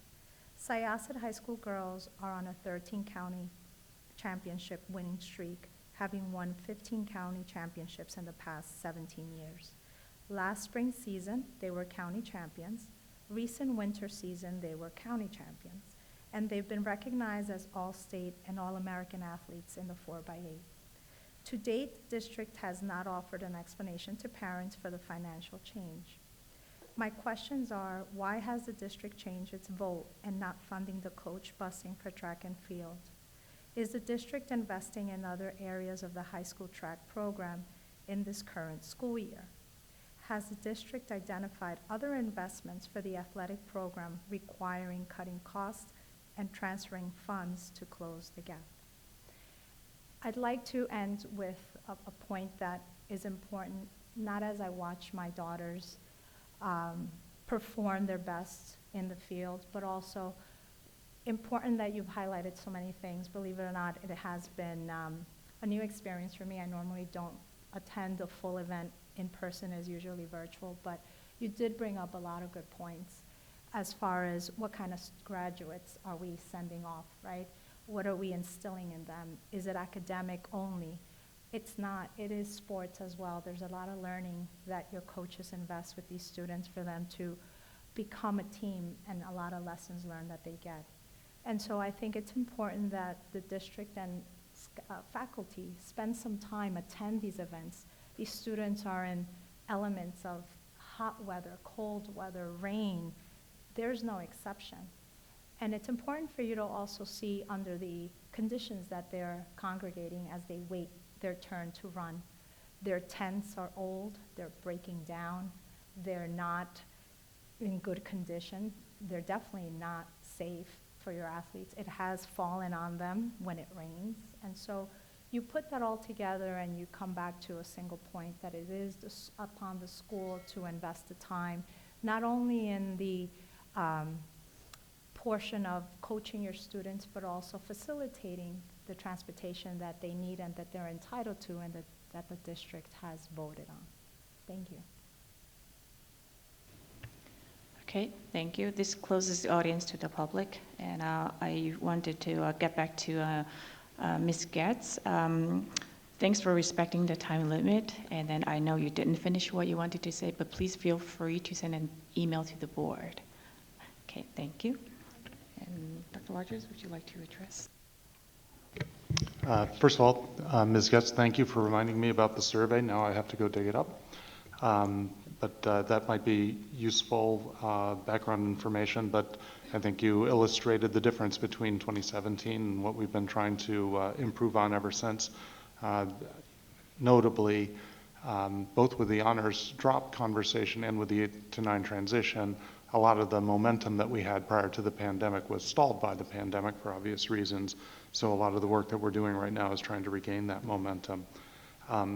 In terms of the conversation around the math presentation and the amount of the presentation that was dedicated to different curriculum and coursework within that, we certainly will talk with the assistant principal who's responsible for math. She's new to the district. We're very enthusiastic about her, but also happy to give her honest feedback from parents about what else they would like to see. The nice thing is that what you're saying is you'd like to see more, so that's good. People will like getting that kind of feedback. In terms of math for non-STEM majors, I'll confess, I don't have this part of the catalog well memorized. I know that we offer a course called Discrete Mathematics, which is not intended for math majors. It's a little counterintuitive for me because I remember I started college as an engineering student and discrete math was considered a weed out course in the math department. So I know that we don't see it as a weed out course here. I think we see it as math for non-majors, but that's one of the courses that's offered. We do offer AP Stats. It's not a calc-based stats class. Obviously, it's college level. Statistics is also offered in Intro to Calc and Stats, which I believe is a 12th grade course. And when the state made the transition from Algebra 2 Trig to, as part of the Common Core Learning Standards, they moved from Algebra 2 Trig to what is now Algebra 2. They added statistics into Algebra 2 that didn't really exist in Algebra 2 Trig. It's that whole section on statistics and probability is like 5 weeks long, but it is sort of embedded there in that course. But certainly happy to look at the idea of other coursework for math that is for non-math majors, maybe non-STEM majors, but certainly math is used in the business world. There are lots of other applications for math. So happy to take that feedback and look into it. Ms. Ragosa, thank you so much for your comments and thoughts. I want to just broaden the conversation from the track team to athletics more generally. So with lots of the athletics, there are competitions that are part of Section 8 and are sanctioned competitions. They are, student athletes are expected, required to attend.